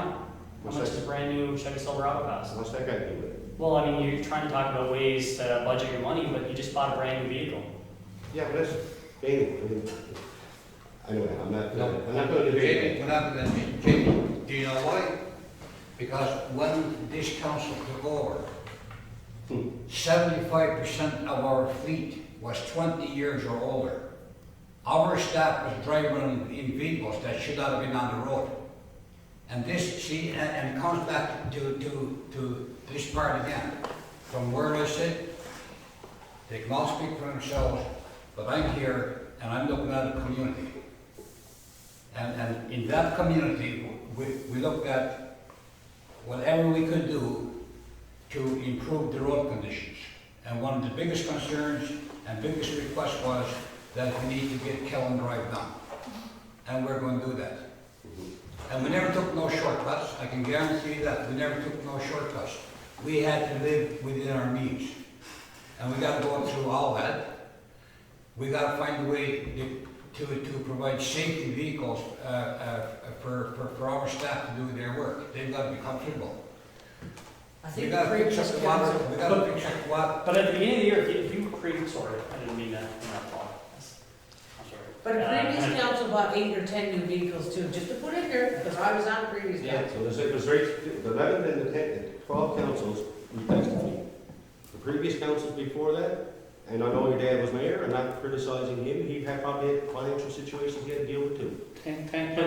Yeah, and I mean, and I believe it was that council that put that road where it's to now. But so if you create a budget at the beginning of the year, and then you come in under budget in certain areas, like we had very low snow clearing obligations this winter, right? We had very low snow. Wouldn't that be a savings in an area where you can reappropriate somewhere else? Things that I just don't understand, right? Like our tipping, I'm sorry, like our tipping fees right now are down $128,000 from the same time last year. And I don't think that we're probably not gonna make our budget what we had budgeted in tipping fees. I don't think we're going to achieve that this year. That's just one part of it, right? Okay. You want to talk about the snow clearing? Our snow clearing law is still in effect. Our snow So we clearing still law got is from 3 months. January to December. You're not paying people to operate. You're not maintaining equipment. We're paying people every day. Jamie. Is there people who work all the time and it's not No, selling? no, well, hang on, but just something, Jamie.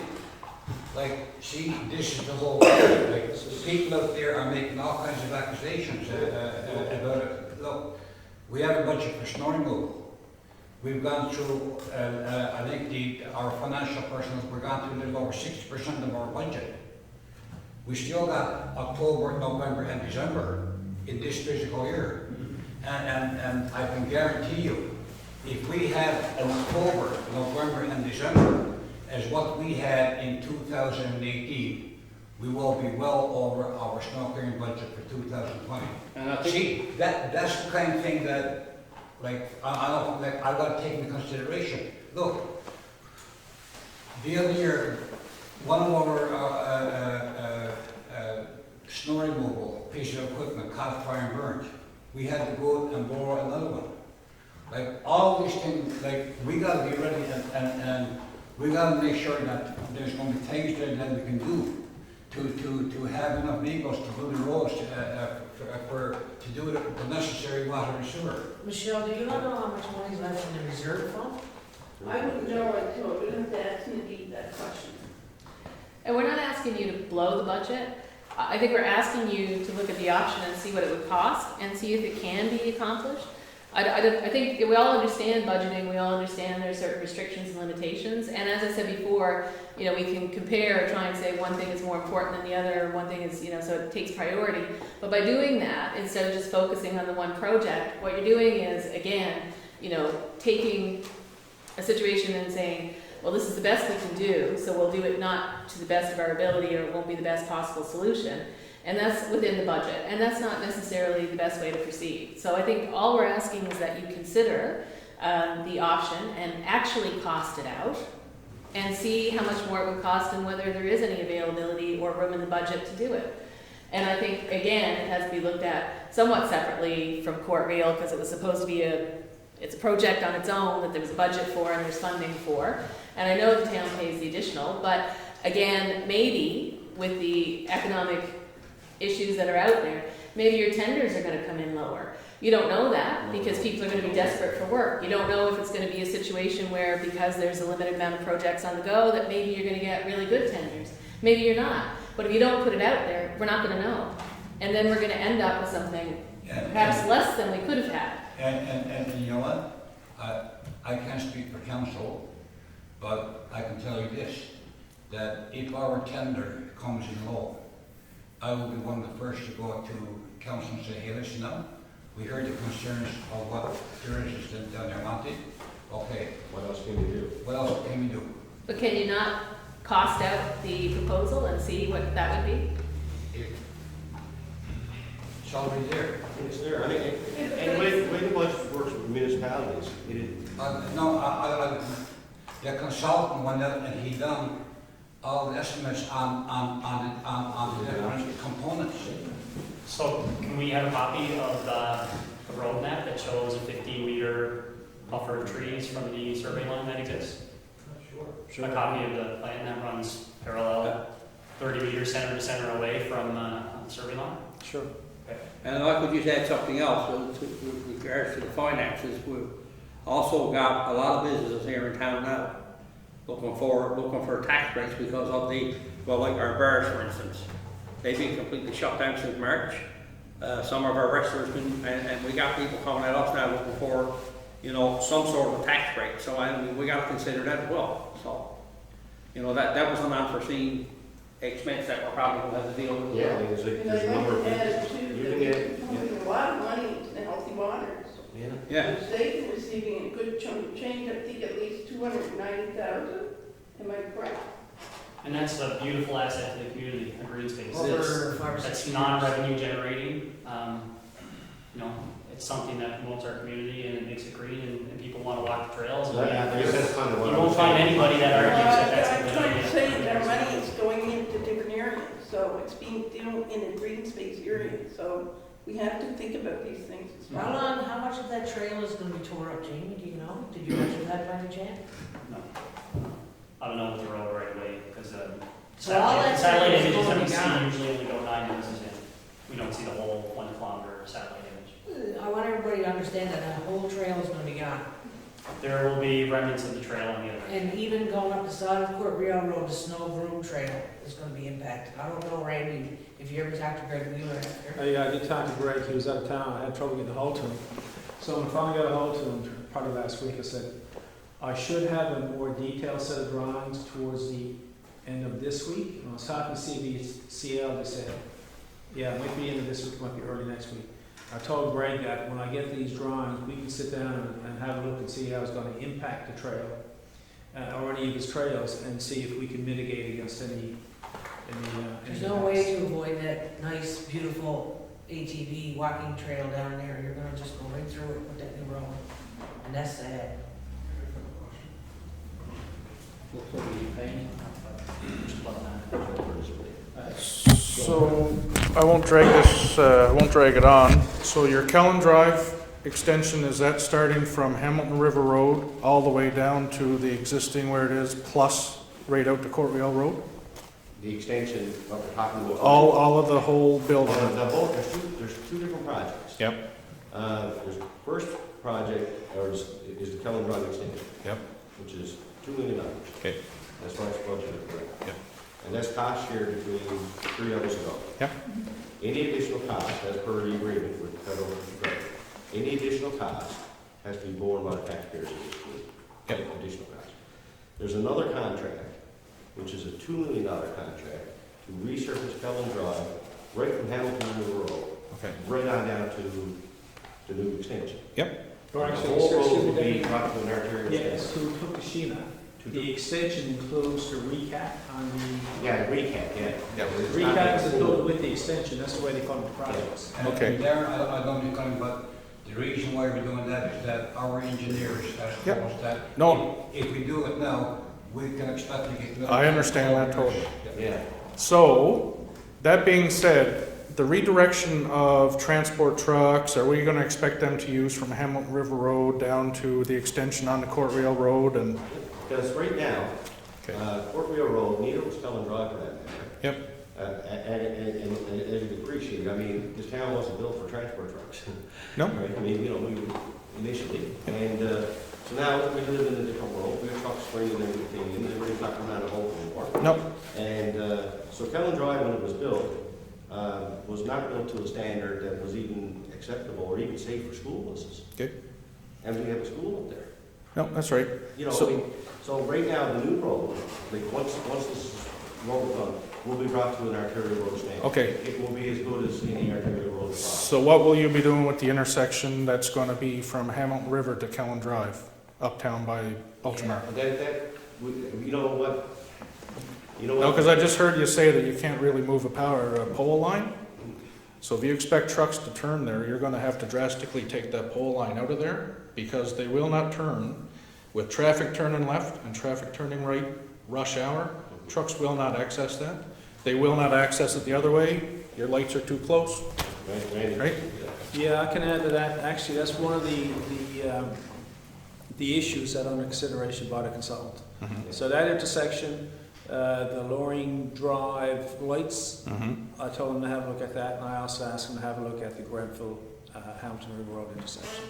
Yeah. Okay, So presumably, I would think they're gonna come back with signalization on the Hampton River Road and a reconstruct on that whole intersection. okay. Because right now, the main power line runs Hamilton River Road, right on up to wherever, Spruce Park, all that stuff. So you look down, you're looking at all the poles. So in order to do your intersection, what are you gonna do with that pole line? Because I just heard Mr. Pomeroy tell Darrell that it's awful pricey to move a pole line. Yeah. So how are you gonna do that? Because the trucks can't make that turn. Well, they're making them onto Grenfell Street, they're making it onto, Yeah. Neighborhoods, you know. We've got a left-hand and a right-hand turning lane. So you got a truck coming from the highway towards Ultramar, gonna turn There's another right. way up too, Churchill Street is right here too, you know. Hampton River Road is originally an old road. Yeah, exactly. And so, you know, there will be two ways to, because part of the plan as well, and Randy correct me, is to resurface a portion of Churchill Street as well, right? Yes. Bring it to a standard. And Port Real's not to a standard. Okay, so now we're redirecting heavy trucks all over town, basically, now is what you're gonna say. No, we're taking them away from all over town. Okay. There are only two areas that, and we're not talking, I mean, it's not exaggerated here. We got, and Mr. Bennett got a problem here. We're not having convoys of trucks going up that road. No, We're not. Not right now. We might Not have in the one future. one or two a week sometimes. So we don't know, I heard tonight for the first time that there's gonna be a housing development out there north of Loudon Street now. That's the first time that's come up in any of these discussions. I mean, So, you know. how do we know what's gonna happen in that light industrial area in 5 years' time, 10 years' time? Well, right now, we know that the new zoning, the new development regulations are being prepared and should be ready soon. I'd say within the next, well, pretty soon. I'd say within the next month, or maybe even less. Randy, you mentioned that the Grenfell Street was being looked at by the consultant, Yes. no left turn? Mhm. Well, that's the consideration, because right now you're on a hill, you're on a blind turn, And, you know, if there's a safety issue there, I think it's a safety issue. So we could easily make it no left turn, have people turn down Strathcona for those people who would have made a left turn. So if all this goes ahead, that's gonna happen with that new tender, right, no left turn on Grenfell? That is not part of this contract. That's a recommendation that they're gonna come back with Right. and look at the configuration of the intersection, any potential for making that intersection a 90-degree with Hamilton River Road. I just think we're gonna get flack from the community for that decision too. We'll see. Well, there's a recommendation that will come, and it'll be up to council then to make a decision. And I guess this transportation works must be involved. Transportation works will also be, they own the road, so they would also have to be involved, yes. Darren, you got more questions that you want to say, right? Yeah, so if I'm gonna use the Kelland Drive extension, I'm still gonna be able to turn on the Heffler, right? So you wanna divert traffic through Johnny Hill, and I lived on Johnny Hill as well. You wanna divert all the traffic away from there, for not all of it, but the better part of it. But when you're going to the clump of Lyle, Hamel, Blake, Johnny Hill, I'm still gonna take that turn. No, not everyone. So why would I want to go all the way to Court Rail Road, to turn down Court Rail Road? Well, you're on Johnny Hill. I mean, Right. a significant number, I believe, Jamie, you can attest to this, you live there, you see it as much as I do. If you don't, well then, I don't know. But, I mean, the amount of traffic that comes around that turn by Mr. White's there is unbelievable. Yeah. It is crazy. And I talked to Mr. Wood and I had a good conversation and explained what we said here tonight. And, you know, sure, like I said, everybody wants to have more, right? And, you know, we gotta find a way in between. And, you know. Or those hit words?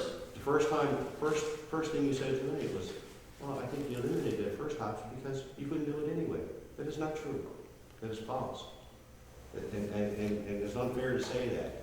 I mean, that was an option prepared by a professional consultant, an engineering consultant, and you're questioning the credibility of that consultant. So, you know, I'm not an engineer. I'm not gonna sit there with a ruler and go, this is where the road should go. You have to pay consultants a lot of money to do this work. They came with 3 options initially. Ultimately, it's the council's decision at the end of the day. It's the council's decision at the end of the day. I got one more thing and then I'll sit down and that's it for me, okay? So you're taking offense to his petition, some of the stuff he's saying. You basically live on Blake. So all these people that have all the traffic going, you live on Lyle by name. They turn a 90-degree turn, the traffic is slow, the traffic does the stop at the stop sign. You're pretty much on Blake. These people on Lyle, they've got the steady stream, they got the speed bump. So I mean, we can take offense to all kinds of stuff. Blake got a speed bump too. Blake does, but what I'm saying is, you got to turn, everything is slow by the time it reaches your house. So you to say that it impacts you as well, you're, anyway, that's it for me, I'm sorry for. I did speak to your neighbor across the street, and because he was a name that I was told was, you know, firmly for the road. And he said, yes, he said, you know, traffic is, he said, it's on wheels right there on the corner with people coming around. But I said, so how do you feel about, you know, the road just coming in behind your backyards? And he told me, he said, you know, every time I drive the back road, I look at the houses on Pottle and Mitchell, and you don't really think about it until it's in your area. And then he said, when I drive by Brother Rendell's house, I think, man, what a shame they did to that fella who's lived there his whole life, and they put a road right here. I know, right? I talk to him every day. Right, so he said, you know, ultimately I want the road, but, you know, if it was further out, it's not going to impact him, and he would definitely support that. And I thought, one way or another. What's that? He would support whether it's 3 meters or 100. Mm-hmm, definitely. Well, it doesn't matter to him. Right, so, but if you ask people like that, you know, do you want the road or not? They're just going to say, yeah, I want the road, right? But nobody's against our option of pushing it out. Tonight, what he said, she said. No, but I'm just saying, if you ask anybody who's concerned about their children's speed. I've had people stop me and say, do not get into that crowd. No, and I'm just telling you the honest truth. And then I've had people say, oh, no, you know, they have some valid concerns. We have valid concerns. We all got concerns about it. We all agree that the road needs to be done. And we just got to find a way. And what we put forward, you know, initially when we spoke, I think And we can go listen to the tape all we want, or snippets of the tape, or whatever we want to do. But initially, it was like, you came forward, we need a 30-meter buffer.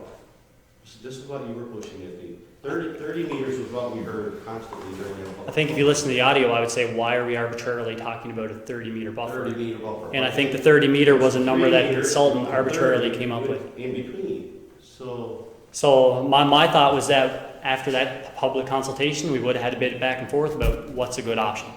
That never happened. The 30-meter buffer was addressed, and it was like, why do we continually get back to on these slides a 30-meter buffer? And we established that that was just an arbitrary number that a consultant came up with. I don't know if it's arbitrary, but. Well, that's what the audio supports, if you listen to it. And I think everybody was kind of, that's just a number that we're looking at on paper that they kind of throw around when they want to make a road work, or when they want to do their designs, right? Because we kept saying, why are we talking about 30 meters? I was definitely not in support of the 30-meter buffer.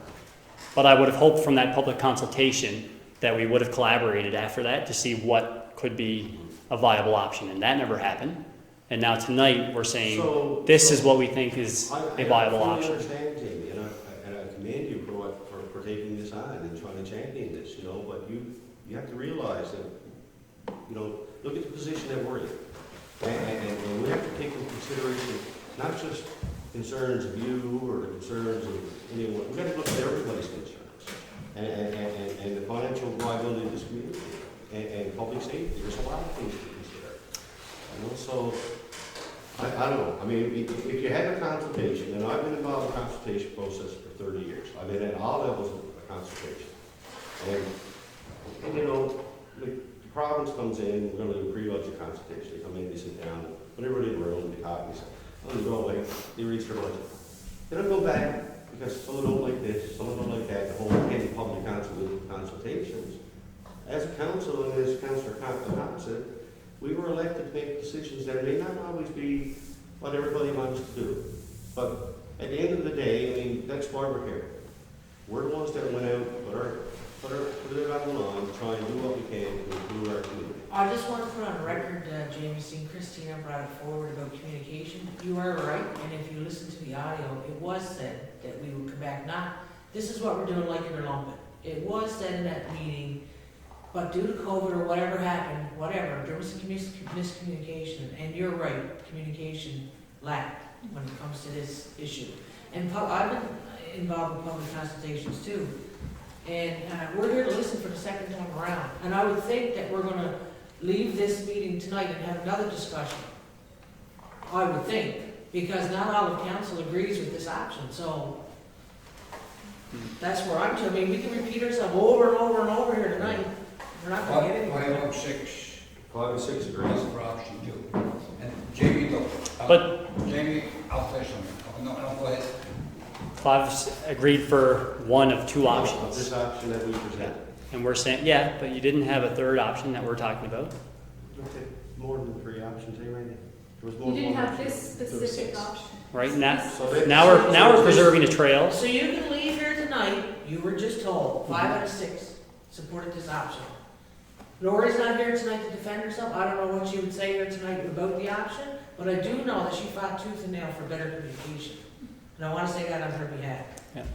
And I've had many conversations with the So board. you're leaving here tonight, you just heard 5 out of 6. I can talk to them blue in the face. No one's going to change their decision. Yeah. You know where I stand.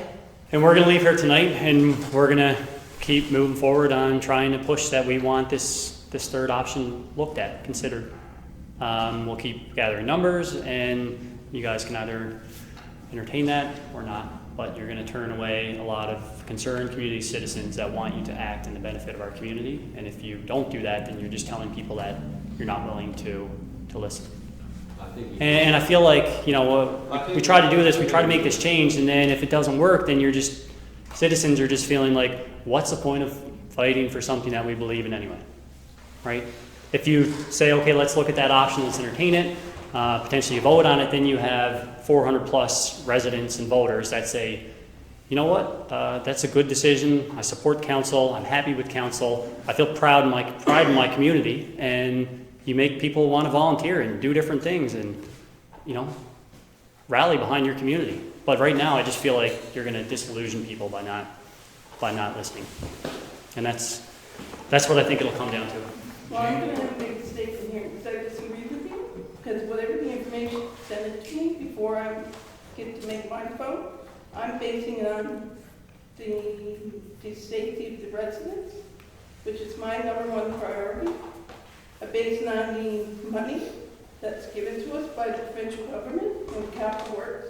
And I also base it on the expertise of the engineers who give us the sound advice of why we need to build this way. So I disagree with you on the way you're saying that we don't care. I care. I'm putting my decision, I'm making my decision based on the information that's given to me. So I disagree with you on that. But ultimately, you had a vote on two options. And all we're just suggesting is entertain a third. And, you know, you had one vote. How hard is it to look at another option with a cost attached to it and say, let's vote down that option or vote for this option? Right? We should have had a collaboration where we said, okay, well, why don't we table this option? And then you could have voted on that, but that's not what happened. So we're just asking you to kindly consider another option before you make your final vote. When you make your final vote, then that's going to be the end of, I guess, this discussion. Right? But if you don't look at that option, then we're going to continue to protest because we feel like, why won't you entertain maintaining the green space in our community? I think if it's that simple, I think that would have been done, but it's not as simple as what you say it is. But Jamie, look, like I'm gonna say this, next month is gonna mark 50 years that I got in public life. And I've gone through a lot of stuff where in government and councils and different things, where you gotta make a decision. And please, don't think for 1 second that I'm against what you're proposing. But as an elected official, I would love to say I support you, but you know, like, that's the easiest thing in the world to do. But like, from where I sit, there's a town and there's people. And I honestly and truly believe that what we've done here is we've gone the limit as to what this town can afford with regard to the shore. And you know, there's a lot of other things that you know that we got to take a serious look at. But I'll tell you this, as I said earlier on, that please God, the budget will come in low, and if it does, I'll be one of the first ones to say, hey, okay, listen now, we've got some money here, and Randy, I you know, like, I think it can be changed fairly quickly to go from option 2, if what they're proposing is option 3, we can do that. And, you know, but I'll just say this again, Jamie, like, I've got to make a decision, not in the, no, what we can afford. And last time I say is that if there's savings in the tender, then I'll be one of the first. And I'm showing you. Yeah, If there's savings in the, a lot of unknowns, but if there's savings in the tender and you want to change the design, won't you have to re-tender it? No. No, it'd be basically, you're gonna be unit price contract. So the soil conditions are basically the same. So you just move it from here to here. It'll be a change order issued for the location of the work, but there shouldn't be an issue. We'll just have a couple of quickies, if you don't mind. Option 2, how far away is the edge of the road going to be from my property line on McLean Street? It'll be much further than 14 meters. How much? I gotta know. Uh, Well, you're looking at that Pavement, right? Is that? To the edge of the pavement. to the edge of the pavement closest to our property line. Next question, why are we trying to reroute the tractor trailers down Kelland Drive? Where are they going? What's that? You We're wonder- taking them out for real. Hang on, now I'm lost here. Hang on, now, just bear with me for a second here. I just gotta get my head around this. The tractor trailer is coming up Labrador Highway, he's going up there, he's turning down Kelland Drive, where's he going? Well, if you gotta have a truck, for instance, that they go to our warehouse. Yes. okay? Right now, they're coming in Hampton River Road, they're either going up Rental Street, or they're either going up. Yeah, I understand all that. You know, so I know. so right now, there'll be a road that can handle that kind of truck. I understand all that, but the point I'm trying to get at here is the tractor trailer that's coming off the Labrador Highway to load with a load of lumber for Beck Vickers' store is not going down Kelland Drive. No, No. no, no. No, he's not. He's on the provincial road. Okay, okay. I had a misconception here that the trucks are going to be going down Kelland Drive, going down Court Reel, No. coming up to the Hudson Bay, flicking up Beck Vickers, going to Notre Dame. You won't be allowed to go Port Real either. Okay, okay, so that's it. Or your neighbor. I think Mr. Carl Collins was all about the tractor trailers. And Really? he did say that there's 4 that's going down there now. Boy, there's not many. I know with 4, he's probably exaggerating. As much as Yeah, you did before. but I'm just trying to get my head around that the tractor trailer that's going on the lower end of the valley is kind of defeating the purpose kind of thing. No. Okay. Right? So what they're Just saying, listen to anything me. coming off the Trans-Labrador Highway that's going to Vickers, That needs to they go that area, that's still the going thing. to Vickers. Yeah, well, having said that, like, there's gonna be minimal tractor trailers on that back road. I can guarantee you that right now. Anybody, like, I get a tractor trailer, we get a tractor trailer at the Hudson Bay, he calls me on the phone, he says, I'm down Hudson Bay, now I'm flicking up. He's not coming up around, he's flicking up, he's going up Court Reel from Hamilton River Road. Okay, so, Anyway, I mean, like I said earlier, this town was never built for tractor trailers. no.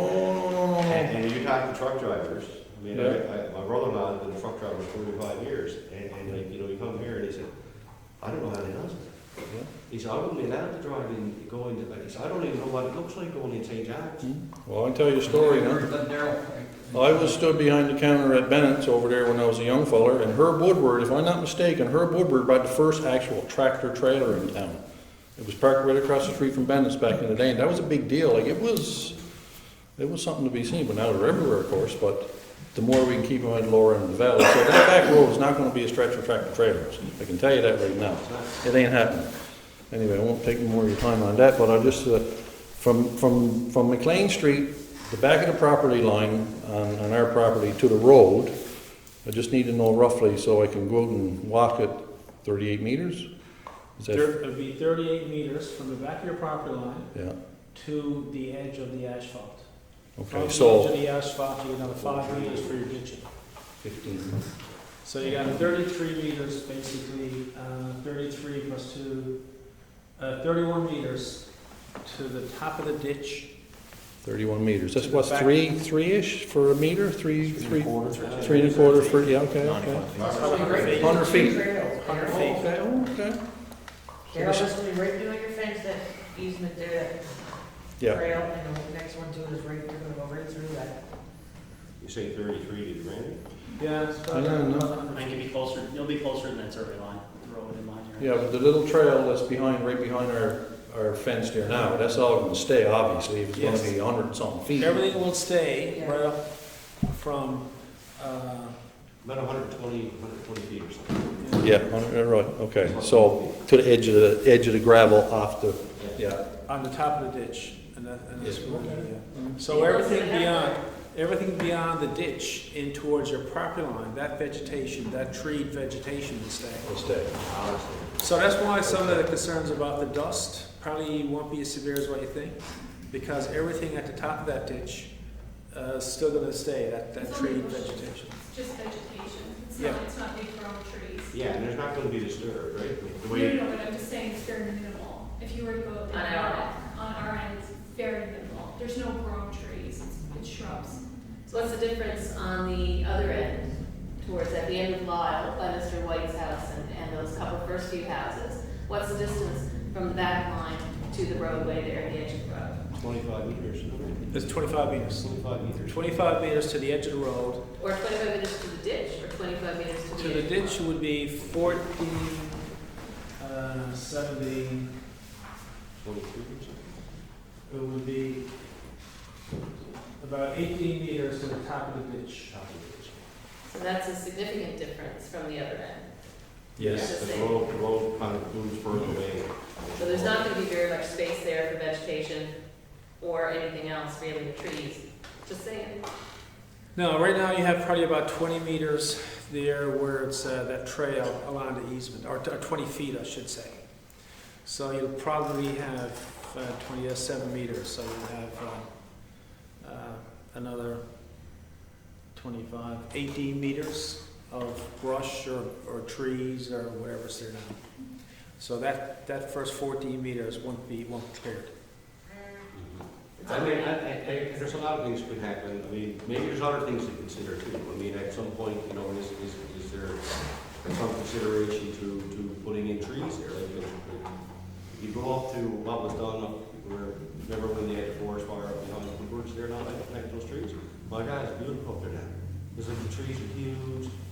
I remember when I was sitting around the table here, Ken Anthony was here at the time, all the trees that's along Muskie Park, that was a program that I've been in the province had that. And they grew up to be a nice part of the community, right? So you don't know. If it's anything like behind Mitchell or Connell and Adams Loop, I mean, that's an eyesore. And I've asked now for the past few years, can we look at greening that area? But there's no money. And there's nothing but sand in it. I just want to touch on the point you said you know, making this decision, you look at the safety, you look at the financial aspect as well as the engineering. And, you know, I too am looking at that. For safety, you know, I have 3 small children who are going to be in the backyard. There's going to be dust. There's going to be noise. I have 3 small children ages 7 to 9 months. So I plan on this being my long-term home. So you got to look at that as well. Like, you know, my safety, my quality of life for my family also should be taken into consideration. When you're thinking about the budget, that's what we're coming here and asking our council members to do. This exact proposal was not budgeted for or was not put forward to get a proper budget or to get a proper assessment. So that's what we're asking our council members to do. And the third thing is you're talking about your engineers, you trust your engineers. That's right, but we're coming here now today. We've done a lot of research, we've done a lot of planning, we've reached out in less than 48 hours, 400 people have voluntarily signed on to this this ongoing survey thing that we have, petition that we have. And so I think that merits the council to look into this issue. It's not that we're just here on Lyle Street and we don't want this road closed. Yes, that is a concern, but this is affecting a lot of residents. It's affecting a lot of people, not just in the area because of the trail. And I think that those need to be taken into consideration. And this particular plan that we're putting forward, we're asking our council members to go take this back to the engineers, get a budget for this specific one, and then vote on it. And if it's not feasible, it's not feasible. And look at originally when Kelland Drive extension was proposed, there wasn't the court reel, like you had said. So from what I'm hearing now, it was $200,000 that you had said to pave that particular section. Is that within the $2 million? And again, this goes back to the lack of communication. This is very frustrating for me to try and understand what's happening. There's plots of money, you know, there's 127,000 and then there's 300. You know, we need to know these numbers, and I think that we should have access to these numbers so we can understand, you know, the options that are being thrown around. The letters that we received were very hard for me to understand. And it wasn't just me alone. I thought, you know, maybe there's something wrong with me. And we sat down, we talked about it, and I think there needs to be better communication because, as Ms. Harris said, once you put that road there, you can't take it back. And it is at very close proximity to my home with my 3 children on a walking trail that myself, a lot of my friends, my family who don't even reside in the area use. And I think that coming here with 400 signatures merits you guys looking into that.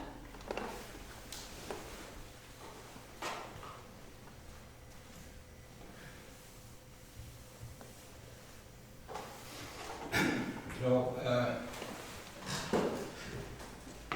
again, you know, like, it's difficult. I mean, I'd like to say yes, but, you know, we've got to live within our means, you know. And, you know, like, really, I mean, you know, I hear what you're saying, but, you know, we can't just put all our eggs in one basket. Like, there's a whole bunch of things that requires money, and we'll do it. And I'll say it again, from where I sit, I'm not say no because I don't want to do what you're asking. But there is a budget that we prepared, that the engineers have gone up, consultants have done their work, you know, and you know that if it comes in under budget, you know, like August 1st month. And as Randy said, you know, we can move from option 2 to option 4 or 3, whatever it is. You know? And it could be options of, you know, reforestation projects. I mean, there's all kinds of things that you could look at at some point. But if you so really, did you just ask us here tonight so you could tell us this was a done deal? Because you could have sent us a letter and saved everyone a lot of trouble. So We did send a letter. we wanted to come here and express our concerns. We did send a letter. Right. Right. But if this was going to be, if this was not even going to be something you were going to consider, then why are we even here? I met with the mayor, and he said he'd listen to us, right? Hear our concerns. And you and I spoke, and you know what my position is. Mhm. I came here because I felt that a courtesy I would come, and I'm here. I really didn't want to come. No, well, I. And you said that publicly, Like she right? said, you know, what's the point? If we're moving into a project, it's for being prepared to go to tender, and as the mayor indicated, you know, we're all hoping it's going to come under tender. We're all, and maybe we can do some more change orders to make, to incorporate some more things. I don't know if eliminating, you know, the pavement from the top of Fort Rio to, because there's people that live there too, and they get the dust all the time, and, you know, you got to consider those concerns. So there's a lot of things to take into consideration. I mean, people have business or warehouses and stuff, they want the road paved from Fort Rio right on up through, But you're not going to fix every problem you're not gonna at the fix one every problem. time. That's the thing. So you have to pick and choose and do That's a good right. job of each part of it, or as a whole, it's not going to work. And that's what's happened with Kelland Drive so far. Is there's not been a good job done. I know it might not have been intended to be an arterial road originally, so now you have to resurface it. You've got a situation with properties along the way, but just because you did something, that should be an example, right? It was done in a way that now you have to go back and you have to redo portions of it to try and fix it up to make it into the arterial road that you want. So I guess what we're asking is we don't want that to happen behind us, so that we end up with something that is substandard and doesn't work, just for the sake of the cost factor. Like I say, if you can't do it well, then why are we doing it? So it's just sort of one of those things that, you know, it's fine to say that this is the same zone we have other places, or this, some similar things have happened elsewhere, but you have to look at what you want going ahead in the future, and do you want to make the same mistakes that were made in the past, or just because, you know, it's good enough for, you know, at that point, 10 years ago or 20 years ago, is it really good enough now? And I guess that's where we are, so we're just asking for consideration. So if there's no appetite to consider anything else, then, you know, I think that's what you've said at this point, is there's no appetite to consider anything else unless money miraculously becomes available. So is that where we are? Very good. There's also one thing I'd like to add. Mentioned earlier, could we change, if the tenders came in low, could it be changed? Well, it could be changed, but there's also an issue of delay with getting a design, getting the design changed. So how that would impact getting the work done this year could be an issue. I'd have to check with the consultant tomorrow and ask him if there is a reason why we could change at the time of contract award. How would that impact the project and getting the project done and done this year, and see what their response is. And can I also just clarify, because at our last meeting, I thought it was actually said, because it was a capital works funding project, that if the money wasn't used this year, that it could be used potentially next year. Was that not what I heard last meeting? Because that was the note that I took. So I understood that if it didn't happen this year, it could extend into next year. So can somebody clarify that, or do you know? Randy, can you do that? Yes, it could be done next year. Okay. That was my understanding. With more money budgeted to do it right. Well, you gotta find the money, Dave. Well, the thing about... You got a brand new budget next year, brand new set of property taxes being paid next year. Okay, so you're asking us to raise taxes?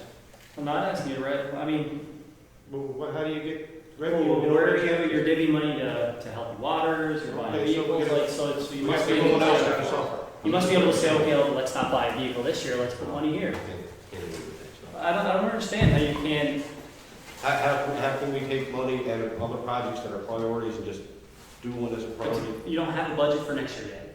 How can we have a budget for next year? That's what he's saying. He's saying. Yeah, if so you- next year when you make your budget, appropriate So some you're money asking us to to accommodate help different the things. waters, you're asking to cover other projects in the community. No, well, are You're you, saying if you postponed it this year, if you decide that, you can't do it to the best, and there's a lot of people that have a lot of concerns, postpone it till next year, and maybe next year when you have another budget, you can come up and find more funds to be able to accommodate the concerns that over 400 residents have brought forward. And like I said, I'm not against what you're trying to do, but I am not going to postpone it. I am not going to postpone that this year. Okay. And So, I'll and- go on the record and say that. And if we can move it up 6 meters, like I said, I would love to see that too. We gotta live within our fiscal realities that we're in. Mm-hmm. We got a situation this year, we have $6 million, is it 6.2, Randy, or 6? For road work this year. 6 million. 6 million for road work this year. And anyone that knows contracts and how they work, if you tender for $6 million worth of road work, you're gonna get a better deal than if you just do a smaller project here or there. There's a project happening on the base this year. So there's paving projects starting on the base this year. So next year there may not be any paving projects at all. We may not even get a contractor to come in here. No contractors coming in here for a small little project, I guarantee you. Okay, so what I'm hearing is, the budget trumps everything. So the budget is most important. So what I'm going to say also, whose home is going to be dramatically affected by having a road behind my house. Now, the noise, the sand, the other issues that come with having privacy. I pay substantial taxes, and so do 7 or 8 other properties that are going to be substantially affected by this. Virtual highway behind our home. Well, I would think that our our property tax would go down dramatically, and over the course of a lifetime, I think that could offset some of the cost of this road. And So we're as you said, expecting- that this road could be put off. This funding could be put off until next year. I'm not even going to entertain it, I'm sorry. but can I just ask about the budget real quickly? I'm not gonna say- I'm not gonna See, say your- like, we watched what we were doing, and we knew that this year that there's going to be a big contract up on base to resurface a lot of the runway, and we're hoping that what we got proposed is going to come in on budget or under budget. Now, next year, there's no paving contractor in town, they got to come from the outside. If we postpone this and put this up on next year, let's say, for example, that, okay, this year it will cost us $1.5 million. With very little or no other road work going on in town next year, that'll probably cost us about $2.2 million. But we're speculating, so Yeah, but- speculation's getting over. But so year to year, don't you have projects that you determine in your budget, okay, we're gonna put this one in, we're gonna fix up this park this year in this budget, or we're gonna fix up Yeah, this? but they fall under different funding sources, Jamie. It's not as simple as like, here's a pot of money, do what you want with it. But you I must, mean, like, are These there, things are cost share with federal, provincial governments. but will there be road upgrades next year that you guys apply for and kind of budget for? We could redirect funds, we just done it for Yeah, I Healthy mean, Lives Labrador. We So- have money within our budgets. That if How does that it's work? town money only, if it's town, I'm talking about town money only now. We're not talking about cost share, okay? Because we're not getting any more money out of federal, provincial governments. It's been 20 years or more trying to get the money that we got for that extension. And your father fought for that too. And if you go up Garland Street, that subdivision was built so that Garland links into that Kelland Drive too. That easement that's there, that's for a road, right? So that and I believe our neighbor there said, I would go down that road with one. He told me the same? And he, so, it's a project's been in work for a long, long time. It's a priority, I think, for everybody. I don't think anyone's against the project. Like, nobody's saying, don't build a road. You're gonna raise problems if you build it too close, then you'll have people out say. Like I said, we all want our cake and eat it too, Jamie. Yeah, but I mean, that's human nature, bud. But I'm trying to figure in my head, like, so I know running a business, we say, okay, we have a budget for a year, what tools do we need? And one of my biggest concerns will also be too, and I don't know if that was ever think about it, you know, it's maybe the ungodly sites are gonna see outside the property lines, as we see here on this area here, when people stop outside the property lines, right? You know, old vehicles and boats and rusted old, you know, all kinds of stuff, you know, that's a concern of mine, you know, and I'm sure that's happening too. And do you think people lose pride in their ownership because they don't No, agree with having the road there? I can't speculate. I don't know, I don't know what people think. I only know what I think. And Jamie, the money that we got to do what we're planning was a one-shot deal from the province. And they made it known. It was a one-shot deal. And, you know, I can tell you why we're lucky. We're lucky. Because I can tell you, come next year, the amount of money that the provincial government is going to have for their 1/3 for road work and for water and sewer across this province for the financial state area is going to be very little or probably not. But this was, the government put extra money for a one-shot deal, and that's part of the reason why we went ahead with this plan. To do it while we could afford it, while the province could afford it. One-shot deal. Okay. I guess that's it. Thank you.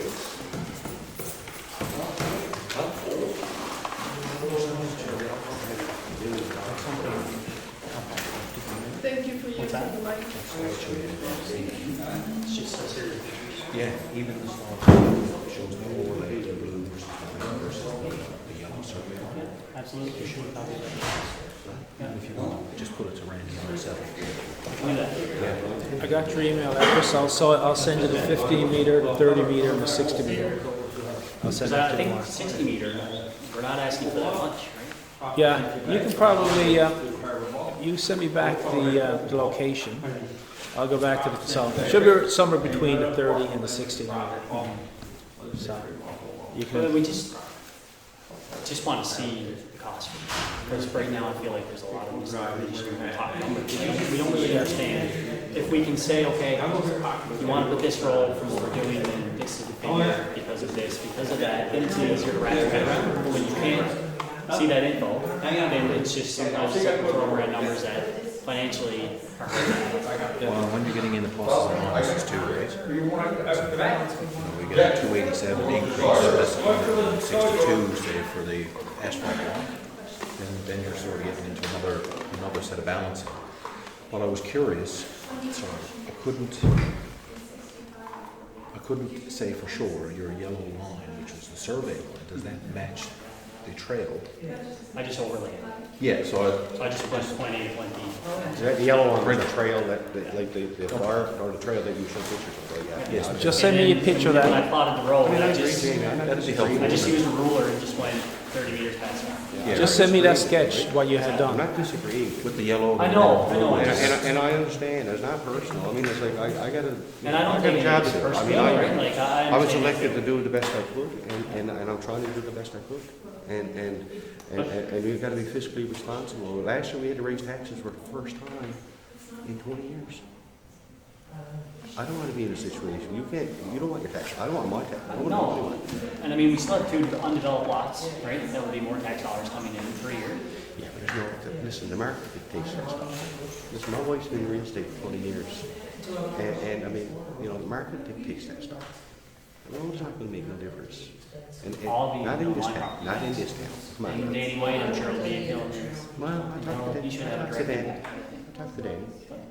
And I talked to Danny, I talked to Joe, I talked to Leon and Yeah, and I Judy. talked to them too.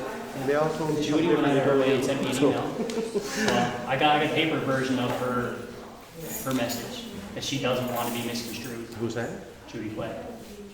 Oh, yeah, yeah. Well, I didn't talk to him, but I did talk to Joe. And I did talk to Brian Wright. And I did talk